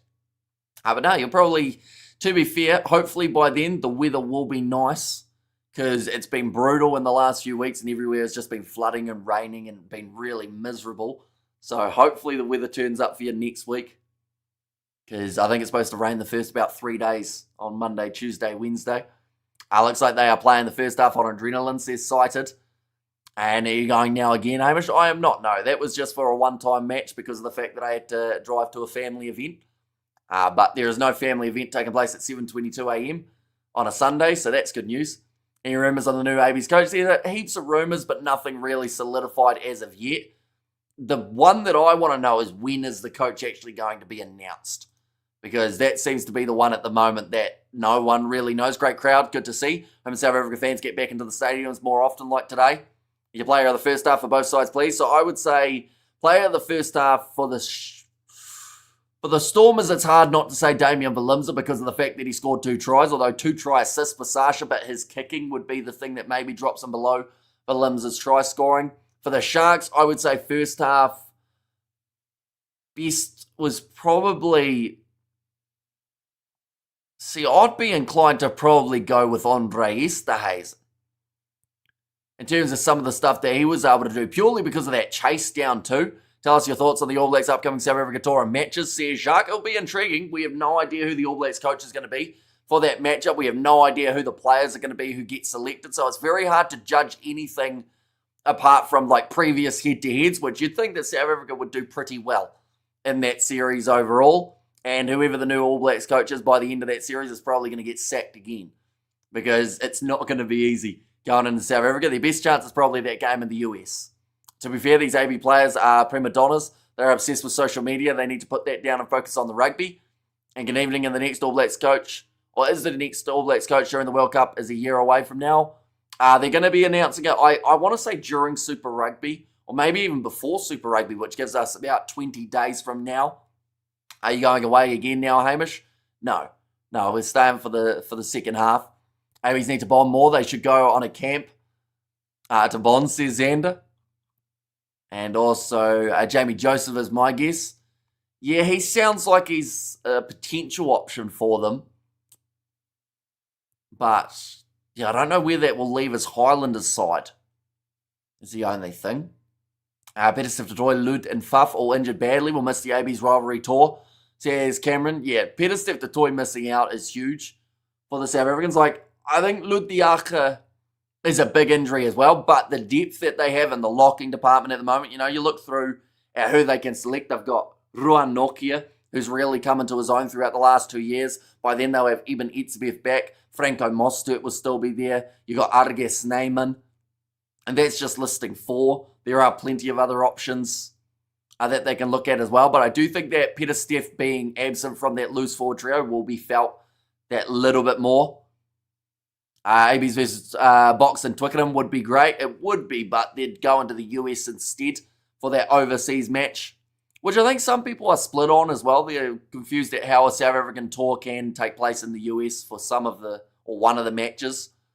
That's why I would expect it before Super Rugby starts, says Please and Tease. And it was the New Zealand commentator with the funny glasses. He should be coached. That's Sir John Kerwin. who you are thinking of. He has coached internationally before. He coached Italy, I believe, back in the day. The All Blacks have all the talent. They just don't believe in themselves enough after the last few years of setbacks. They'll find their mojo again. And also, Peter's injury is coming to South Africa for treatment, says Mohadin. Yeah, he's going to be out for the rest of the top league season, or the Japanese League One. And also, we have got there, Lud was injured for the whole 2023 World Cup. Box did okay. Yeah, so pretty much what I just said in terms of, like, they have got the depth there. And I think New Zealand will win the series. I already put my betting in my piggy bank. Says, cool story. At the moment, that Connacht versus Leinster game looks relatively close as well in terms of the score sheet. Now, I will mention in terms of the games that are coming up for these two sides, what I have done is I've gone with the next game of the URC, and then I've gone with the game of the Champions and Challenge Cup. But there are games in between that are being played. For the Sharks, the next game of the URC is up against the Stormers, followed by the Lions. That has taken place in around, I believe, 4 or 5 weeks' time, and the same can be said about the Stormers in terms of their next opposition after the Sharks. It is also the Lions taking place in a month or so. But in the Champions Cup round of 16, we see Toulon as the opposition here for the Stormers, and Connacht, they will be the opposition in the Challenge Cup for the Sharks. So a couple exciting matches still to come in that department. Also, if you're loving this match, these two sides play off again next week, alongside another South African derby in the Lions versus Bulls. So plenty that can still happen in terms of this table, as well as for the South African sides. It's starting to get towards those crucial periods. Bulls versus Lions, that is going to be a massive game in terms of one of those two sides. Like the Lions, they could potentially secure themselves a quarterfinal spot if they were able to beat the Bulls next week. Whereas you look at a side like the Sharks, they need at least, I believe, 2 bonus points from this contest. If they can get themselves a win and score themselves 4 tries throughout this game, give themselves 5 points, they would boost themselves right up to around 10th, maybe drop to 11th or 12th, depending on some of the other results that are happening throughout the weekend, but it would put them right back in contention in terms of that potential opportunity. We have got there, so we've got John Kerwin as a member of our lodge, as it happens. That's why he always wears black and white outfits. Says Power by, and URC look pretty close. Top 6, 4 to 5 points separating them, says Cameron. And yeah, the fact that everyone from pretty much 14 up, maybe you could even argue 15 up, depending on how Zebra go, but yeah, 14 teams still can make the top 8 at this stage of the competition. We're already over halfway through, but everyone's still got a great chance. Also, do you know if the student loan police still waiting at immigration? Potentially, they might end up doing a little bit of a background check on your demo. I assume you've got a student loan in that case. And then went overseas. Sir JK coached Japan, Italy, and the Auckland Blues. Decent coach, but not great record compared to others. Could have been a great assistant rather than a head coach. If the Stormers have 4 tries, says Mohadin, if they get themselves 4 tries, they will once again get themselves a bonus point, just like they have throughout many of their other games. But I should mention they are undefeated at this stage of the URC. 8 wins from 8. So the last thing on their mind is to suffer a defeat here. Definitely not in front of a home crowd that looks pretty close to sold out at Cape Town Stadium for this matchup. And I sent a SMS to a 0 or an 0800 number. They promised me a small fee. Willems will score a 3rd try in the first half. I was taken for a ride. Says Xander. I lost such a big fish today. Says Johan. Did you at least catch another one that was smaller though, Johan? Or did you just lose the only fish of the day? That's the worst thing when that happens. Yes, it's sold out, says Mohadin. Yeah, second half, I would say, is not an absolute mile away from starting up. There are still a few more games taking place in this round of the URC as well, ladies and gents. There is going to be, I believe, 2 matches kicking off just a little bit later on. Glasgow versus Zebra is one, and then also Cardiff versus Benetton is the other. Are you a bachelor, Hamish? What's the definition of a bachelor? What is a bachelor? I'm going to have to look. What is a how do you spell it? Bachelor without the T. What is a bachelor? A bachelor is either an unmarried man, sometimes called a bachelorette for a woman, or more commonly in education. I assume you're saying I am unmarried, yes. Oh, no, sorry, wait. Related terms, a divorced man is a divorced Or a divorcee. I'm not a divorcee. Divorcee sounds like a fancy French name. You don't think of the Poles and Swiss as rugby people, but we run a broad church. And also we have their Hamish Stadium was completely sold out the second match in a row. Says Gideon there. And come on, people, let's go hit the likes button and subscribe to the Kiwi Lads. Commentary rocks. Says Ruth. And now Sasha ready to kick this one off for the second half of rugby.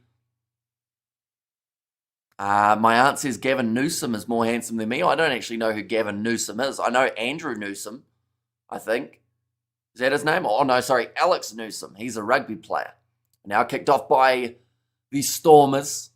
40 minutes remaining and currently 5 separating these two teams. Nice take from Vincent Tachuka off of the kickoff. And I have a feeling once we get to that final 20 minutes, this is just going to go extremely quickly. In terms of the time, are you a lawyer? Do you give advice? So I'm not a lawyer, and I don't often give advice, or at least not useful advice anyway. Nice take again from Jason Jenkins. He was actually the first man to score a try for the Sharks, the first of 2 that we have seen throughout this game. 2 more would give them the bonus point. Now, kick high from Jordan Hendrickse. Crossfield, Jaco Williams wanting to go up for it, and it's a knock-on from Sasha. A little bit of pressure at the moment, the Stormer side. I think they have said that the ball was in touch, so it is going to be a scrum feed for the Sharks. My father and I went fishing, and he accidentally caught a seagull. Took 5 minutes for us to set it free off the line. Poor thing. Says Studs Rugby. Yeah, it's not ideal.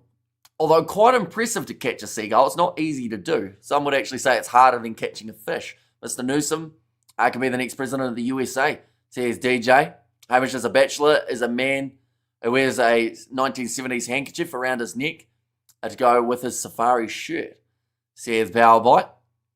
I'm not sure a win here or a win here is good for South Africa in the URC. Not sure a win here is good. Wait, as in like for the Sharks it would be very good. For the Stormers I'd assume it would also be good. But in terms of who needs this more, you would probably argue the Sharks because they are sitting in 14th. But if the Stormers manage to win this game, they're also in that scenario of, that all but secures.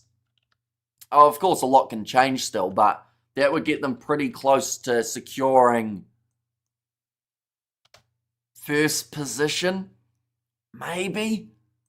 Still a bit of a tricky one, though, in terms of, I don't know, actually. I think that other teams can still catch them. So I would say both teams really need this, but the Sharks probably need it more. Gavin Newsom will be the next US president, like all of them. He is more of a lizard than a human being, says Powerbite. I think if Hamish became president of the USA, it would help rugby get more popular there. Yeah, although I'm too indecisive to have any sort of role of power, because I just can't decide on things. Penalty goes the way of the Sharks at scrum time. Now, ready for the line out inside of the 22. I nearly caught my eye with a Lewis, stuck in 1 metre from it, says DJ. Yeah, I don't even know what would happen to your eyeball if it got impaled by a lure. Wouldn't be pretty, though, I'd have to assume. Definitely if it's on the cast back to then cast forward. Now ready to throw it in. He had one swat. He's actually done pretty well throughout this matchup, seeing as he was going to be making his way off the bench. Andre Esteza now running this one forward. Also still under penalty advantage in favour of the Sharks due to the early engagement from the Stormers. And in fact, jumping across the gap. Google Safari shirt, Hamish. I'm kind of scared too. And Vader did all right, says Big Rig. Now Jordan Hendrickse puts it out once more. 7 metres from the try line. In fact, actually closer to 10.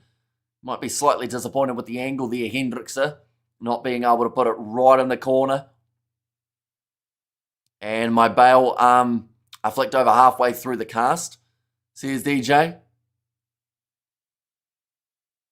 Now either one swat it into the front of the line. Now once again, they are going to be penalised. Connie Evans jumping across for the second time in a row.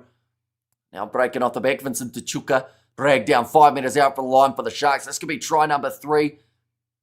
They can get it right. Hendrickse making sure that everyone lets that ball go in the breakdown try. And a kick there was Andre Esterhuizen and a double blow of the whistle. Right, time is off here. I believe that this is going to be the last warning for the Stormers as they have had quite a few penalties against them in just recent times. Newsom is the guy responsible for the downfall of California. I envy you, says Sook in there. If you were to go on a safari, would you rather see a lion, hippo, giraffe, or tigers? Probably a giraffe, as they'd be less likely to attack me. But then a giraffe, if it gets that neck whipping, it can be a dangerous thing. You seen giraffes fight? Look it up. It's weird. They get like the full-on swing like a hammer throw and just smack into each other. We have got their way bring politics into a rugby match, says BG. Based on current events, Newsom's more likely to be in jail. Huh. See, I don't even know who it is. I thought that, like, when he was saying about Newsom, like I said, the only Newsom I know is Alex. But I feel like that happens quite a bit in the chat. You guys bring up people who I have absolutely no idea about. Didn't Harrison Ford wear a safari shirt? Now, I know who Harrison Ford is, luckily. Star Wars, isn't it? Mad Mel, I have no idea who that is. And would you see a tiger on a safari? Says Studs Rugby. Is that like a question or is that like a genuine like would I or would like in general? Hippos I think are the most dangerous. Yeah, nah, hippos are weird creatures. That one's gone into touch from Jordan Hendrickson again. Going to get to see another line out here for the Sharks. Now the last two have been against the Stormers in terms of penalties, and since the second half commenced, they have given away 3 penalties, the Stormers side. If you get close to the giraffe, then you deserve it. Now, short side chance for Pepsi Putta Lazy. Next man who gives away the penalty for the Stormers will be going to the bin more than likely. Emil van Heeren on the short side. There's another advantage. So that is not good news for the Stormers as the ill discipline does continue. But now for the Sharks. Jaden Hendrickson goes off to the right-hand side to Easterhays and Jaco Williams. Wide cut-out pass. Does find the hands of Yapinka. A lot of pressure coming in. And they'll go back for the penalty again. Would anyone, don't you have to be in Africa to go on a safari? Says Studs Rugby. I feel like there are safaris somewhere else in the world though, aren't there? Like, can you do like a South American safari? Is that a thing? Oh no, next one to the bin now, says the referee. That might just be because of the slightly different things that the infringements are for. I've fed a giraffe, says Big Rick. I think I have as well, but I don't remember it. And Hamish, you know the African saying? I do not, Xander. And that's why I also don't read it out, because I've learnt my lesson by reading out things I don't know what they are. Rhino and Crocs, a safari in India for tigers, says DJ. Now rolling ball again here for the Sharks. Set at 4 metres out from the try line. Another penalty advantage. Right, the Stormers are playing with 14 here. The question is, are they playing with 14 and conceding? Or are they going to have to defend with the 14 for a bit longer? Number 19, they've just confirmed the number there. I think that's going to be Selma Murat, who will be yellow carded. That one's held up for the Sharks, and the pocket is now being reached for. The yellow card for Selma Murat, who's only been on the field for like probably 3 minutes or something like that. He hasn't been out there very long at all. Now he has to go to the bin. Hey, Amish, how many cats? And Kati doesn't matter, says Dame Set Matt. I'm not sure of the amount of cats in different regions of New Zealand, sadly. Their yellow card was coming for a while, yeah, big time. Who does Hano support? He supports the Bulls, so he was very happy with them being able to get themselves the win in the last contest. Okay, Amy Lee Barrett just saying there, pretty much don't do it again. In terms of that discipline, if they don't get it under control, someone else will be going to the bin. Don't complain about bringing politics into sport when Khaleesi does nothing for 50 minutes every game, and yet he's been talked about as the best ever, says Powerby. It depends on who you talk to though, Powerby. Obviously someone's pissed you off, because the only one talking about Khaleesi so far throughout this live stream pretty much has been yourself, over and over and over again. But, like, I feel like people, once again, in terms of captaincy, can't deny what Sia Khaleesi has been able to do for the South African side. And in terms of the Sharks, in terms of current form, he's doing very nicely as well. But I don't think anyone from the games for the Sharks has been saying that he's been the best. Oh, that's a great try from Pepsi Buthelezi. And it will be now the third try of the match for the Sharks as they have the man advantage. And who is this Khaleesi you speak of is cited there. And if the Sharks hold on to this lead, I will get to watch a movie. If they lose, their house will be sparkling clean by tonight. Okay, so a little bit of a wager on the line by the sounds of it, but Pepsi Buthelezi now extends that lead by the 10 points. Why is Salman even in the team? Says Joe Mann. Yeah, first game back for Salman Mudra, and unfortunately a yellow card for him straight off the bat. Hello, says Christopher. Welcome in. What region are the Bulls? Says DJ. Well, their home field is Loftus. And Loftus, I want to get the location, Pretoria. I should have probably known that, but I didn't want to get it wrong because I knew that that would get me in a lot of trouble. And try time says Sook. And there as well. Now Jordan Hendrickse does kick it away to the left-hand side and misses. Salman Murat must retire. And Pepsi, the legend, deserves a call-up again, says Alyssa. Yeah, there's a lot of guys right on the verge of a Springbok call-up. Sio Kolisi now makes his way onto the field, and that is going to be replacing the try scorer in Pepsi Buthelezi. It's rolling nicely towards the try line, though, and Pepsi does get over. Handro Jacobs, he makes his way on for Vincent Koch as another change has just been made. Now, Upper Lilifasi inside of his 22 runs it straight at Kobus Reinak. Bok on Bok. Action there. And changes Mohaldeen. Now, Jaden Hendricks. So we've got to remember, they still have Grant Williams off the bench as well for the Sharks side. Nicely taken again by the Stormers. Vincent Dachuka trying to hold him up, turn it into a rolling maul. That ball has gone down in the hands of Similani, though. Reinak now back across to Ntutuku Machunu. It's also a bit of push and shove in the Leinster versus Connacht game. Two sides that don't seem to like each other too much. Have you got it wrong? Some viewers would report you, says Xander. And can Sharks still make the knockouts? Theoretically, they actually can. Oh, that's going to be out by Upper Lilipasi, which gives the Stormers now a 5-metre line out. They thought about going quickly, but won't be able to. But the Stormers side now trying to put the pressure straight back on. And there's one thing that has happened quite often for the Sharks, and that is that they concede just after being able to score a try. It happened in the first half. Could happen again here, but well watched by Upper Lilipasi, just making sure that that ball did go into touch.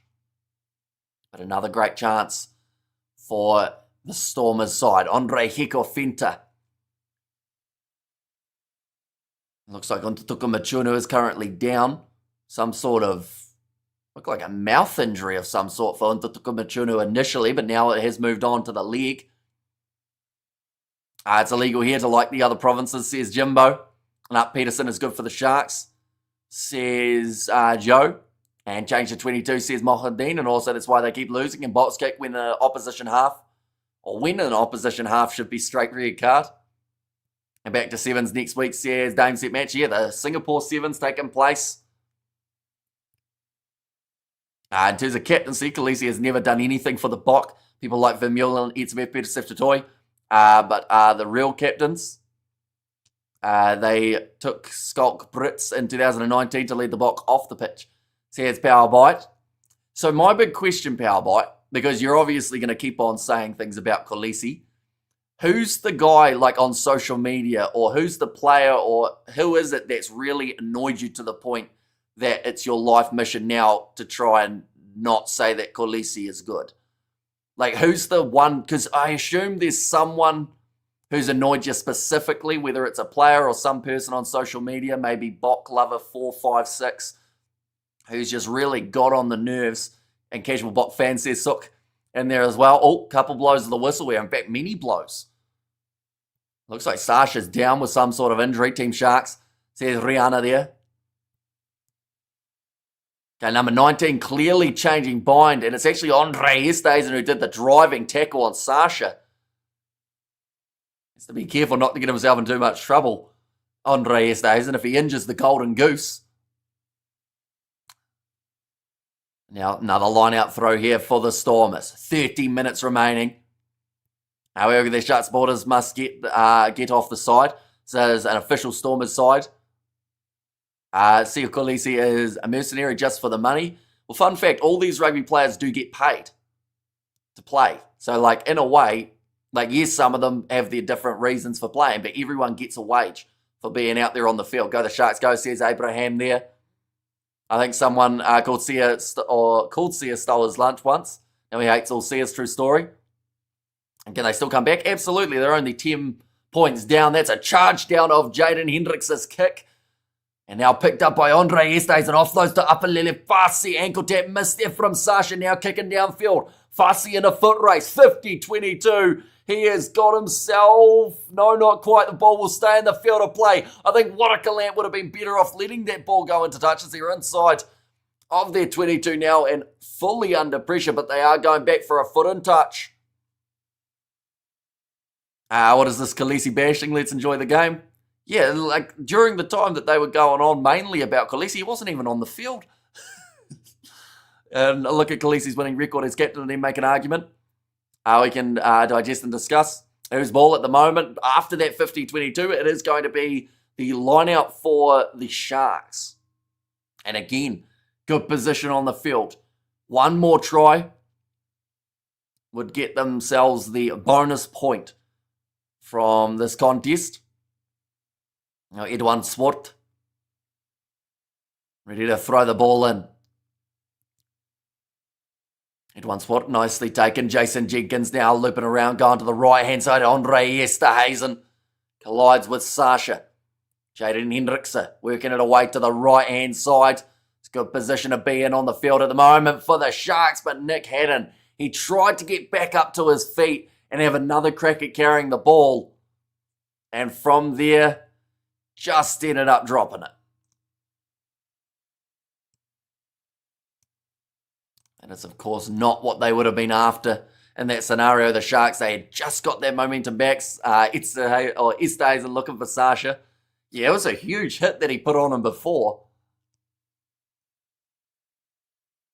They're just saying their first scrum for the Stormers feed of a scrum, and it's taken 53 minutes to get to that stage. I'll also mention Leinster versus Connacht at the moment. It is also a close game. And in fact, just a little bit closer than this one. They are teammates. And Sears is a true leader in my books, even beyond any stats. Sears cool story. And also Sharkies biting tonight, Ruby. A cool story. Table topping Stormers have won their opening 8 games of the URC is the statistic that has just popped up on the screen. It is every podcast. Forever Sports, The Breakdown, GBR, Rugby Pod, Irish Independent. They all say he's the best ever, and then you talk to them in person. They admit he's not that good. Says Powerbite. So what you're saying is you've talked to all those people in person, and they just, like, I guess say, like, that's the thing. Most people on social media are like that, though, in terms of they'll say something different. But so it's the podcasters who have pissed you off. It's pretty much what you've just answered. Khaleesi is no Richie McCaw, but he is a great rugby captain or rugby player and a captain, says Sook. And go on Connacht. Says Powerbite. I watched a YouTube video of John Olomu visiting Just van der Westhuizen at his home. These players have lots of respect for each other. And how many metres out at the moment, the Stormers? They have considered that line out 43 metres out from their own line. So the Sharks will have themselves their feed, and it looks like a few changes about to be made. JJ Kutsia making his way onto the field. Sunday is there too. And also Matongo. 3 changes made by the Stormers. And I mentioned about it, if the Sharks were within 7 at the 55 to 60 minute mark, they had a great chance of winning this game. Now, I thought that they may have been trailing at this point. They've actually pleasantly surprised me the way that the Sharks side have gone about their business throughout this contest. But still time. And go, Banana Boys, go. And also we've got their, well, I can't be bad, says cool story. Now, ball in the hands of JJ Kutsia. So another line-out steal in this contest. Kobus Reinach told to use it. Still 2 minutes remaining of that yellow card. Nice take again. Yapinka. He's had a quiet game out on the wing, but he might have a couple crucial moments, and that is going to be a turnover in the breakdown again there 22-12 for the Sharks. Can't believe this mandate. It's definitely with the fact that this game is in Cape Town as well. A little bit too much distance on that one. Jaco Williams able to place that ball down inside of the 22. Once again, looking through at the recent games of the URC, ladies and gentlemen, between these two sides, the Sharks, believe it or not, have never beaten the Stormers in Cape Town for the URC. They have had a draw in Durban. They've lost by 1 point in Cape Town, but they've never won in Cape Town up against this Stormers side in the URC period.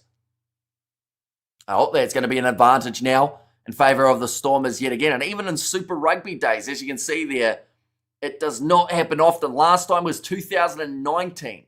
That was when the Sharks last got themselves a win over the Stormers. That was a low-scoring game, 12 points to 9. And this one could also be separated by the 3. We have the captain is only as good as this team. Some are just born leaders. Don't think it's SFM's cup of tea yet. He needs more experience. Too many more experienced players in the team. Says Joe. And also 22-12 for the Sharks. And how is Sasha? He's had 2 try assists throughout this contest. I will mention Grant Williams now making his way onto the field. But he's had a relatively solid game, Sasha. He missed a couple early kicks, but from there started to get a little bit more momentum. Amish couldn't predict this. Says cool story. Yeah, although they are where they need to be. I said within 7. If they were within 7 at this stage, they had a good chance of winning. They are up by 10, so they have a very good chance of winning this contest now. But it looks like Ruben van Geuren and Low now getting close to making their way onto the field. And I just got here. I wonder what's going on. I expected the Stormers to hold their own at home, especially with their newly acquired success rate, says so. And also we have got the idea Stormers and Paul Sarsha's like a deer in the headlights tonight. Says Ben, but the thing is, being a deer in the headlights, he's still got 2 try assists. He's been smashed by Andre Esteisen multiple times. That is something that he certainly wouldn't be looking forward to for the final 24 minutes of this game. But, like, he, for a quiet game, has still done quite a bit out there on the field, which is the thing that's so impressive. And now, another reset of the scrum. Kobus Reinach saying, watch this side of the scrum. Still 25 minutes to go. Stormers won't just fold, says Thuds Rugby, or at least I hope they don't. He is gaining valuable experience as captain, says Cited. As a Sharks fan, I'm just laughing. This is an alternative reality. Most of the changes have now been made for both of these sides, although I think in the backs, the Sharks still have 1 or 2 that they can make. In fact, I think both sides actually have their back replacements that can still be switched a little bit. Reinach, at some point, I assume Ahmad Khan will make his way on. Marcel Tennyson, he has made his way off for loan now. As you get better and better, nice to be back, says Stretch Fletcher. It is great to have you back. It's going to be an intense last 25 of this game. And, yeah, I don't think the Stormers in front of a home crowd will be just given up. Yeah, that ball's going to go back out the same entrance, or at least it was close to it, but they've actually turned it into an advantage now in favour of the Stormers. And we have got there, give Sasha FM time. It'll be a great game. Leaders lead from the front. He will get there. Sasha FM is a great player, says Martin. And now Sasha will be able to kick this one towards the corner after repeat penalties have gone against. Oh, it wasn't the best strike of the ball. We'll keep them about 15 metres out from the line. And we have got their Stormers are going to boss these last 20 minutes. Says Neil Bester. Too much media hype around Sasha. All these stories about his dad and his opinions. Just let him play the game. Says Power Bite. Do you have anything you don't complain about, Power Bite, out of curiosity? Like, just in life? Like, what do you enjoy? I assume rugby. But, like, what's the thing that, outside of hating on, like, players and whatnot, what's something that you actually like in general? I'm curious. Because I can't think of it from the messages you put in the chat before. See a Khaleesi now running that ball forward. Don't tell Power Bite, he'll get angry. Now, Grant Williams going off to the right-hand side. You're only as good as your last game, says Ruth. Power Bite seems to think you are a therapist, Hamish. He is laying on the couch venting about everything he has ever hated about this game of rugby. Says so. And Hamish, your legend, says Raymond. That one's going to be booted high. From inside of the 22, going for the option of retaining the ball. Now Sashi FM down the short side does chip it. Yapinke has to retreat. He's only 10 metres out from the line. Covers Reinhardt, first man of the breakdown. That should be the Stormers' ball. Yes, it is. And they win the penalty 5 metres out from the line. Right, they aren't allowed to take the quick tap as they were ahead of the mark. Wasn't the Lions game too wet for play? And with the camera lens were wet, says Xander, it was pretty brutal. But, they somehow managed to get a pretty, I'd say, decent result for both sides. In the end, good evening, Hamish. Just got in from the pub and I'm freezing cold and wet, though. But hey, the Scarlets won, says Flesh, and massive win for the Scarlets over Ulster.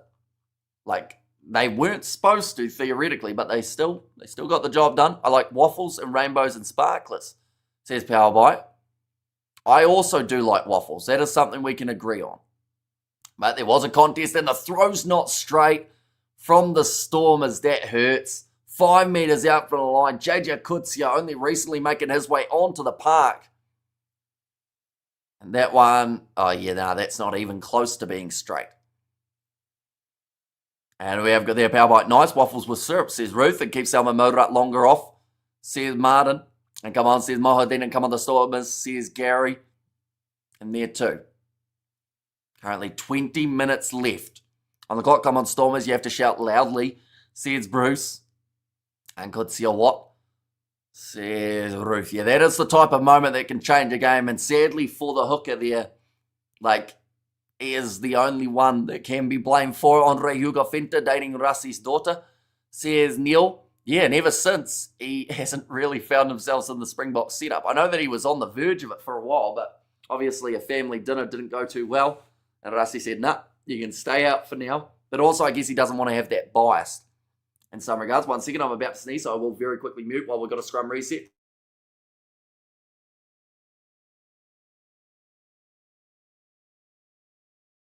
And there has been a free kick going the way of the Sharks too, ladies and gentlemen. Can honey take the place of syrup? Says DJ. I feel like there's a place for honey with most things. Honey seems to be the new thing that you put on chicken wings. That seems to be going around New Zealand at the moment. It's Subway have chicken tenders with honey on them. McDonald's, they brought in hot honey chicken, little wings. I love that Lions match. Also, Dragons took it to Munster. Great weekend of rugby so far, says Suds Race. Yeah, there's been a lot of close games throughout this URC competition. Now, Les Lions running that ball forward. Kobus Reinach. They're still 22 metres out from the line here for the Stormers, and they have had majority of territory throughout the last little while. Some relentlessness in the breakdowns by the looks of it from the Sharks side, trying to win that ball back. And first sneeze tonight, H, says DJ. Yeah, we've lasted a decent while in terms of the no sneezing. Now left-hand side again, Ruben van Heeren. Made his way off the bench as the replacement, number 20, Reinach. Thought about the short pop pass, but goes to Sasha instead. Finds Damien Valimza. He's got himself 2 tries. Big driving tackle on loan. Now that was lined up from a mile back and manages to force the error from the Sharks side. Maple syrup in my coffee. Is this the division between the Challenge Cup or below the Challenge Cup? Choc Bordeaux lost to Stade Francais. I did see that. They weren't supposed to lose that game, Bordeaux, and they actually had a pretty decent lineup. But isn't it something in the top 14, the top 6 sides are all playing, or the top 8 sides are all playing each other, 1 versus 2, 3 versus 4, and whatnot? Which I think they said has a 0.2% chance of happening or something. The Viking look great with no hair. Even scarier now, says Ben. Yeah, currently Leinster, they have made quite the miraculous comeback in their game up against Connacht, certainly turning into a bit more of a second half team. It would seem, Pinker is still out there on the field. Lorenzo Julius has also made his way on. I believe that would be for the youngster, Jaco Williams. I believe would have been replaced. And can the Stormers still win? Absolutely. There are 17 more minutes remaining in this contest, top 6. Says I am nutty. And the last minute win thanks to a South African Ulsterman trying to decapitate one of our lads. Was that Juano Augustus or Vincent Koch? I assume it would be one of those two. I didn't actually get to see those final moments of the game, just the score. Yeah, today, 0.02 chance in the top 14. Some lotto-style magic, says Neil Bester. And also, yes, the Stormers going to win, says Martin there. Yes, 17 and a half minutes remaining. I would like to think from this game, the Sharks are guaranteed at least 1 point. And that would be a bonus point, of course, for being within 7. Now, they should also be able to go on and get the remaining points, which is the additional 3 for winning, and maybe even the additional extra 1 for getting 4 tries. They are 1 try away from that. But if they were to get 1 more try, the Sharks, they are guaranteed at least 2 points. But the Stormers, to go from undefeated, if they were to lose this game in front of the home crowd, for the first time in the URC up against the Sharks in Cape Town too, they would at least want to be close. Split within 7. It's what's happened 10 out of the 14 times these two sides have played throughout recent times. Ball is about to be fed in by Grant Williams, and it will be another scrum reset. They will not mind that one bit. Northampton losing to Sale Sharks, says I'm nutty. I think they were supposed to, weren't they? Those two sides very close on the betting odds, but just coming in as underdogs for Northampton. A game isn't over yet, says Big Rig. Yeah, a lot can happen. Like 2 tries here for the Stormers, and they go back in the lead. Or in fact, for the first time in this game, they would be in the lead. It's a bit crazy to think about the fact that at no point throughout the 63 minutes have the Stormers been leading this contest. They were 7 points to 0 down, then 7-5. Awaz Khan, spin bowler, says cited. It is Ahmad Khan, very handy player by the looks of it. Got a lot of talent, the youngster. Right, and that is going to be a penalty now in favour of the Sharks. The early push from the Stormers front row. I think that was Matongo who's been penalised. When will we see Ethan Bester, my brother? Says Neil Bester. Is he actually your brother?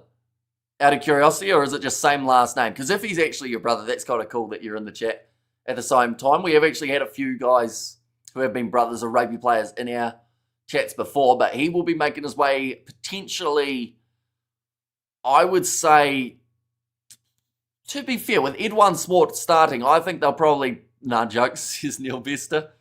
But yeah, they'll probably bring him on, I'd say 10 minutes remaining. But the last thing that they want now is to disrupt their own line-out. That's been going quite well. Ours Valimza performing at 12. He's got himself 2 tries so far throughout this contest. He's had some decent runs so far, Valimza, and he's currently, by the looks of it, leading as a potential man of the match candidate. I'm hopeful too about Carney, is quite promising, says so. Now, thrown in. That one's going to be claimed actually by the Stormers. Paul de Villiers knocks the ball on the rear from him. And it's going to be a scrum for the Sharks, 30 metres out from the line. And Cock got a yellow for his troubles, says Fleshin. Well, if he tried to decapitate a bloke, that probably does make sense. I'm just going to look through at something for a second, ladies and gentlemen. I'm just doing the maths in my head. Currently, every game of the URC so far this round, 4 from 4 have been separated by 5 or less points. Connacht versus Leinster currently separated by 7 points. Sharks Stormers currently separated by the 10. Imagine if every single, although I think Zebra Glasgow may not be, but imagine if all of the games were separated by 7 or less and everyone got a bonus point for being close. What a joke, they put Sasha for man of the match. Only, I think, because of those 2 try assists. Like, Valimza has scored twice, but Sasha set both of them up. So I think that's what gets them there. He has missed a few kicks, though, Sasha, throughout the contest. He missed his first 2. Oh, there was going to be the advantage. Yes, there is now in favour of the Sharks. Lorenzo Julius cuts on the inside. Tempted tackle by Khan, slows him down. Now Williams goes off to the left. Jordan Hendricks a bit hesitant about where to go to. Goes back to Grant Williams. Now slinging it across to Andre Esterhazen. Type of man who can bump through the defence, and he gets through Sasha once more. Seems like he's targeting him a little bit, Esterhazen, in this game. And we have got there England to win the Six Nations. Says Power bite that ball stolen by JJ Kutsia, but they'll go back for another penalty advantage. And now just the 16 and a half minutes remaining. The Sharks here, massive decision to make. They could take 3 points and lead by 12, or they can kick for the corner, chase a bonus point. If I am the Sharks here, I am well aware that I'm 14th on the table and they have to go aggressive. They're going for the 3 points. That's what they did a couple seasons ago, and it was the reason they were the bottom South African side, because they weren't aggressive enough. They've got the Stormers under pressure here. It would use up time, and you can't guarantee that the Sharks will be able to get that kickoff right. But yeah, it would be a lead of 13 points, my apologies, rather than the 12. Mel van Heeren is an obvious choice for man of the match. There's Xander. Yeah, he's had a solid game in that locking Joe. To be fair, Jason Jenkins, both locks for the Sharks have really been able to step up throughout this contest. It's a win-win situation. If the Sharks win, I will be happy. If the Stormers win, I will win money. Easy math. What do you think of the new Varsity Cup rule? Going for an extra 4-point try after scoring. A tap kick from the 22 4-minute play. That's different. I hadn't actually heard about that one, but that kick does go over. 25 points to 12. The lead of 13 now for the Sharks team. They still do need... Oh. Okay, I assume they are Stormers supporters, the ones who were shaking their heads there. The Sharks show you what we're made of, says Francois. And also we have got there Henry Pollock making his way off the bench in that game for the Saints. And not much of a Stormers today. More like a whimper. Says Albert. It looks like Hudson Berg now makes his way off. And go the Sharks. Says Cully Stain. I've just said there that the Stormers need some magic to be able to have a chance in this contest. But the kickoffs, that is where the Sharks have struggled. Upper Lelefasi drops the ball, but luckily for the Sharks, there was then the knock-on from the Stormers. Sia Masuku kicking that ball into touch. Oh no, actually managing to keep that ball in the field of play for Waraka Lamb. Passes on the inside to Yuri Matia. Just made his way on. Andre the Giant, my man of the match. Yeah, he's got to be up there, Andre Estes, and boy, he's been able to do there with no arms in that tackle attempt from the Sharks. Now cross kick. Similani takes it nicely, cutting through. Lorenzo Julius Estes and looking for the steal. Grub it in behind. And now chasing that one. Ahmad Khan, awkward bouncing ball. It's going to go into touch of Ethan Hooker. And I believe that's going to be a 5-metre line out here for the Stormers. We do Poe versus Toulouse in 1 hour? I will not, unfortunately. Sadly, due to it being, well, it's a Sunday, but we're actually going to a meeting in terms of someone wants something done to the outside of their house. And today was the only day they're free, so we're actually going at 10 a.m., which is in an hour, 50 minutes time. Maybe the Stormers underestimate the Sharks. That's why they're having a shocker, says so. And top of top, 14 table, says I am nutty there. And try coming now, says Mohadin. JJ Kutsia, ready to throw this one in. The Stormers, they have got themselves the 5-metre line out. They have told to hurry up now, the Stormers. I think they're just taking that little bit of extra time to make sure. I'm still on a 24-hour stream, so relax, everyone, says Xander. I can give you my Flow login if you cover it, says I'm nutty. Do they have it on Flow Rugby, the top 14? What competitions don't Flow Rugby have, out of curiosity? Because I feel like they've got quite a few, don't they? But now rolling more advantage here to the Stormers. And the Sharks going to come to regret taking that 3 points rather than going aggressive in this contest. Get it out, says Amy Lee Barrett. Still rolling nut. They took too long. They were told that they had to use it, and they did not. And then there was a bit of obstruction too. Always nice to see the Stormers lose the local derby. And can never relax. Game is tougher than Stormers expected, says Ruth. And Stormers are in choppy waters and the Sharks are circling, says Cited. Does your company need copywriters? Says Alyssa. It's only a 2-man band. So I think, sadly, although, to be fair, the Kiwi lads might. Potentially. I think Flow, Geo block top 14 in New Zealand. Although, do they have, like, if you have a VPN, does it block it as well? Yes, Flow is Japan, Gallagher, Super Rugby, Champs and Challenge. So, plus URC. I am nutty added. Ball stolen there. Uh-oh. That was an awkward landing there for, I think it was Andre Estesen. Yellow card for Ben Jason Dixon here by the looks of it. Or is it Matongo? I think it's going to be Vernon Matongo who makes his way off. That is the last thing that the Stormers need. And now Sasha, a great talent, but the Sharks have showed the world how to outplay him. A monster 12 running at him for 80 minutes. This was a masterpiece by Andre tonight. Our top box hybrid, says Ben. Yeah, when it comes to man of the match contenders, he has to be right up there. Andre Esterhazen. and had to try and get one back on Easthuizen, but got a silly yellow. Or in this case, it was Vernon Matongo who made the tackle, not Sasha. And Andre's given his all. And VPN flow to US. You get everything but some international, says I am nutty. And Kiwi lads are 78.1k strong. Into 2006, we stand 100k strong, shoulder to shoulder. See his hand there. But now, oh, what have they done there? I think the Sharks are taking the quick tap with Grant Williams, who will kick that ball in behind. But it gives the possession back to the Stormers. That was almost an extended leg from Wada Kalant under the high ball. Sasha at fullback. I think he has dropped to 15 now, and Yuri Matia has gone more into the 10 role. They might be doing a little bit of a split at the moment between the two of them, actually.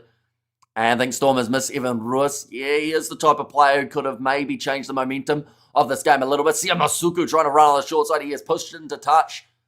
9 minutes remaining in this game. 9 minutes also remaining of the yellow card for the Stormers, which means if they are to do this and come back and win this game, they would have to do it with 14 on the park. Damien Valenza also looked good when he got the ball. Says Albert. What connection speed do you have in rural New Zealand? Well, we got fibre recently, our town, so I think it's decent. It's like, although with a VPN, I think my internet's very slow. After tonight, Khaleesi might consider moving back to Durban. Says Ben, and the movie night 100% confirmed. And Evan Ruiz is scared to face the Sharks. Where's Evan nowadays? Still suspended, coming back late March, I think it is, for Evan. Eamon should retire, no place for him, says Craig, although he wasn't playing in this game, of course, still in that suspension period. Did anyone have Sharks by so much? No, I don't think so. I'm still happy enough with the fact that I said if they were within 7 heading into the 55th, 60th minute period, they'd have a very high chance of winning this game because of their bench. Oh, Sio Kolesi actually making his way off the field now with an injury here. And it does bring on the youngster Bester.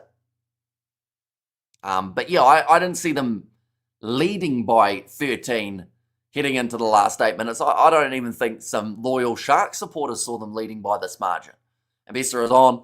Says Neil Bester there and give us 2 tries, please. Stormers, says Martin.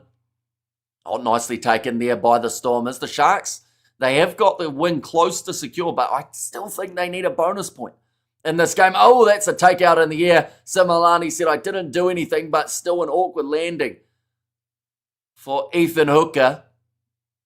I love the tension, says Martin there. Now they have to chase that bonus point. Sia Masuku, no option but to just kick this one into touch. Sasha on the field. He still is, yes.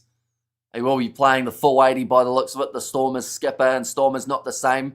Since they almost lost to the Bulls, they should be concerned. Now the discipline has gone also. Yeah, they had that patch in the middle of this game where they gave away about, I believe it was 7 penalties throughout about 7 minutes of the game.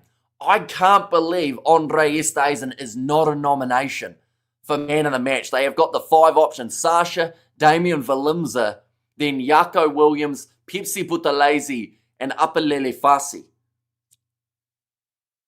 How is Easthuizen not in the running for what he's been able to do throughout this game?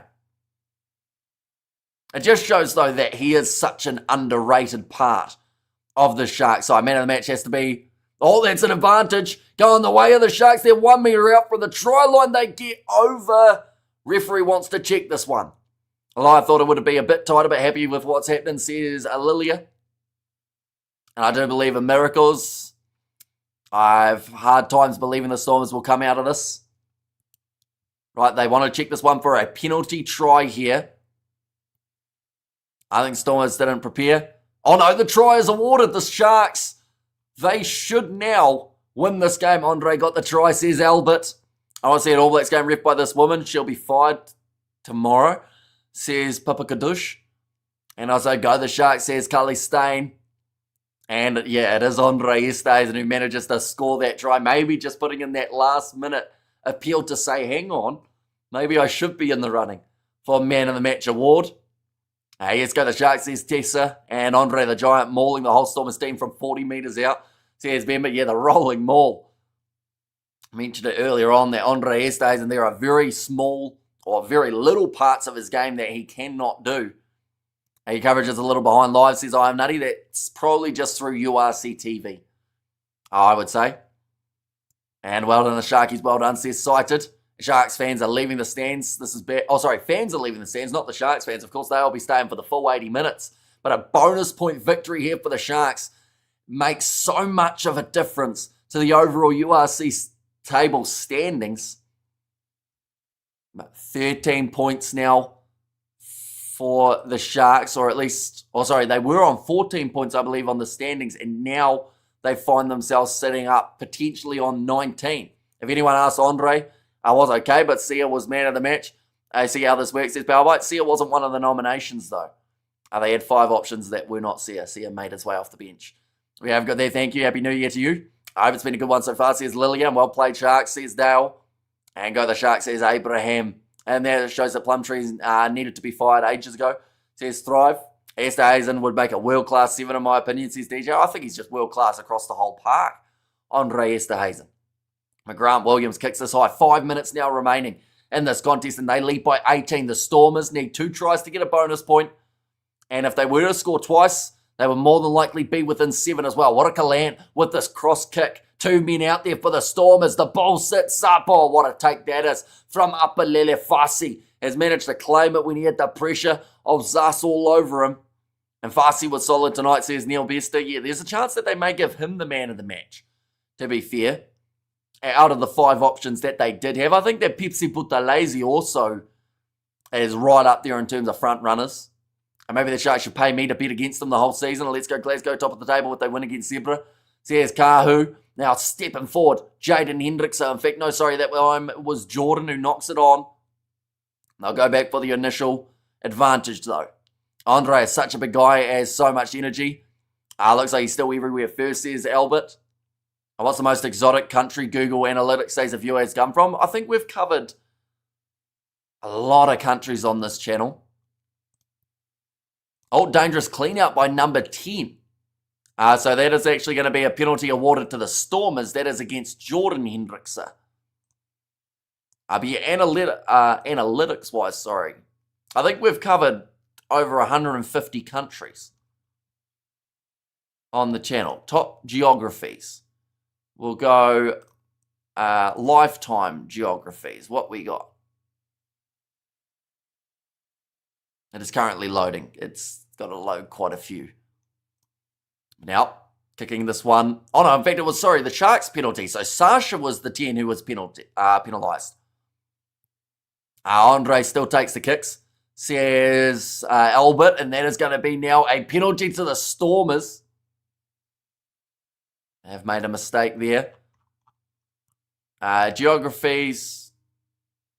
In the history of the channel, we've had 67,000 views from the Solomon Islands. I wouldn't have picked that.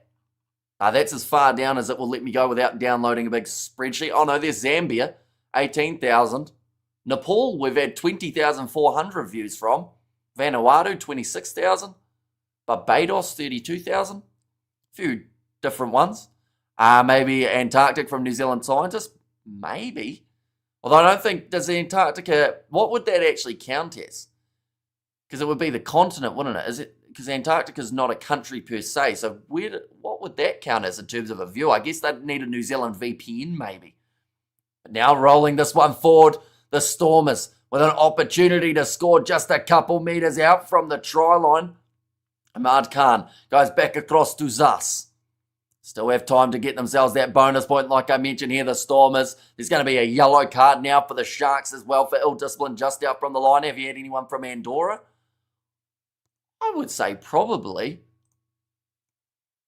Like, we seem to cross off a lot of countries that you wouldn't think anyone would watch from. And then, yeah. What's UK on, says Big Rig. The UK is...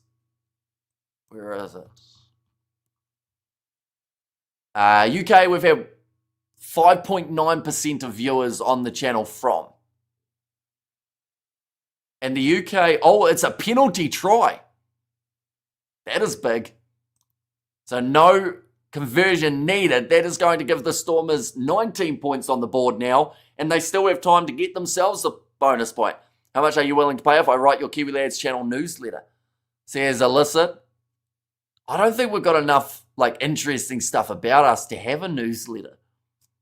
Which sounds quite bad to say, but I just not a lot happens outside of the rugby side of things for ourselves.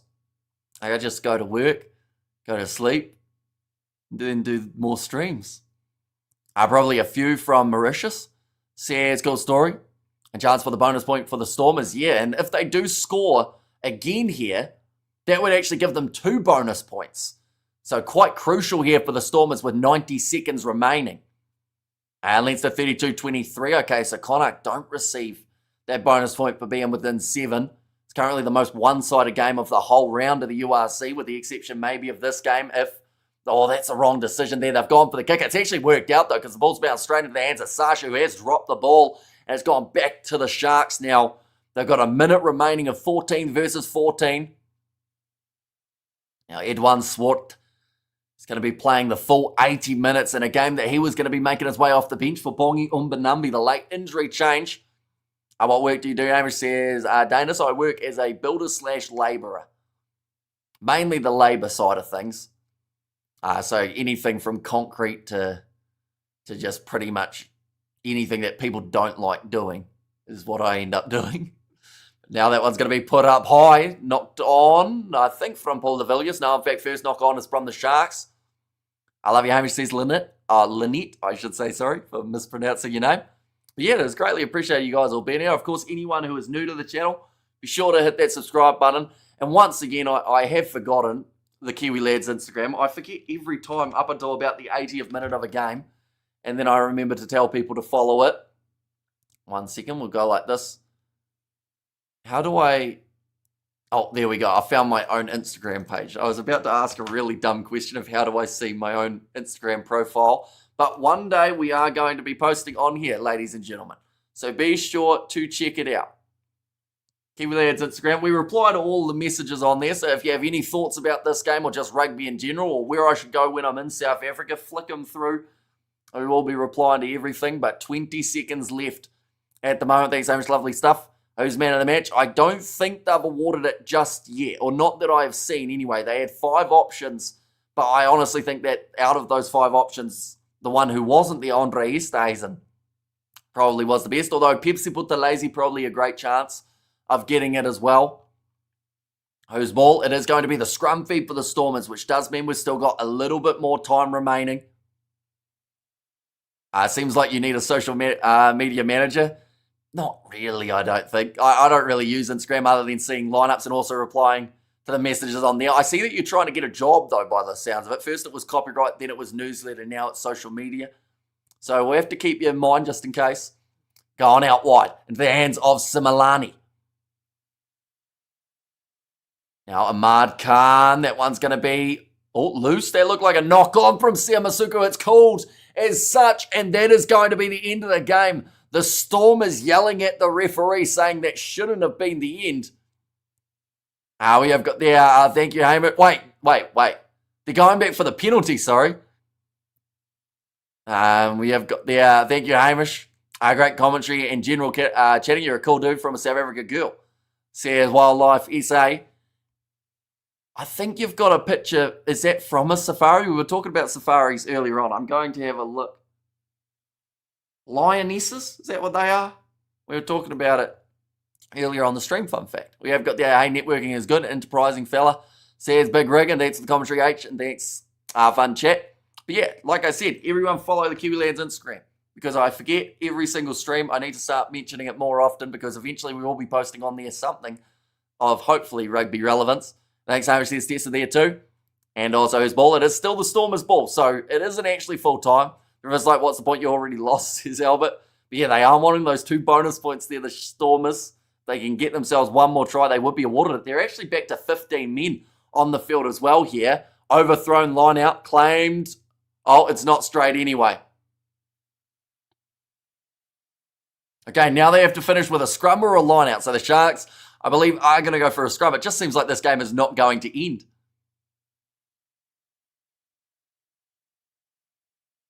Okay, they're actually going to go for the line out, although that gives the opportunity for the Stormers to be able to steal this one, and you would assume that they will be throwing absolutely everything into doing so. Sharks rule, says Susan there.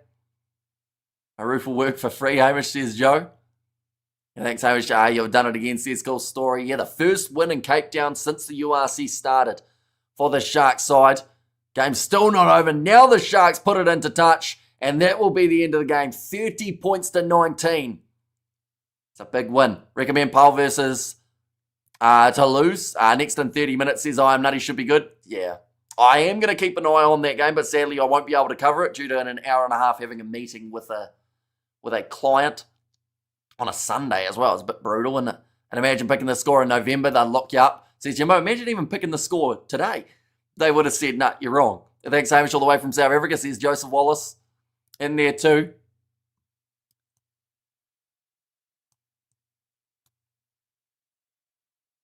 They're just talking about how the Sharks have won 3 of their last 5 matches, so they're actually sitting not too badly at this stage, and looked maybe looked good or looked hot. I assume it's one of those two, maybe.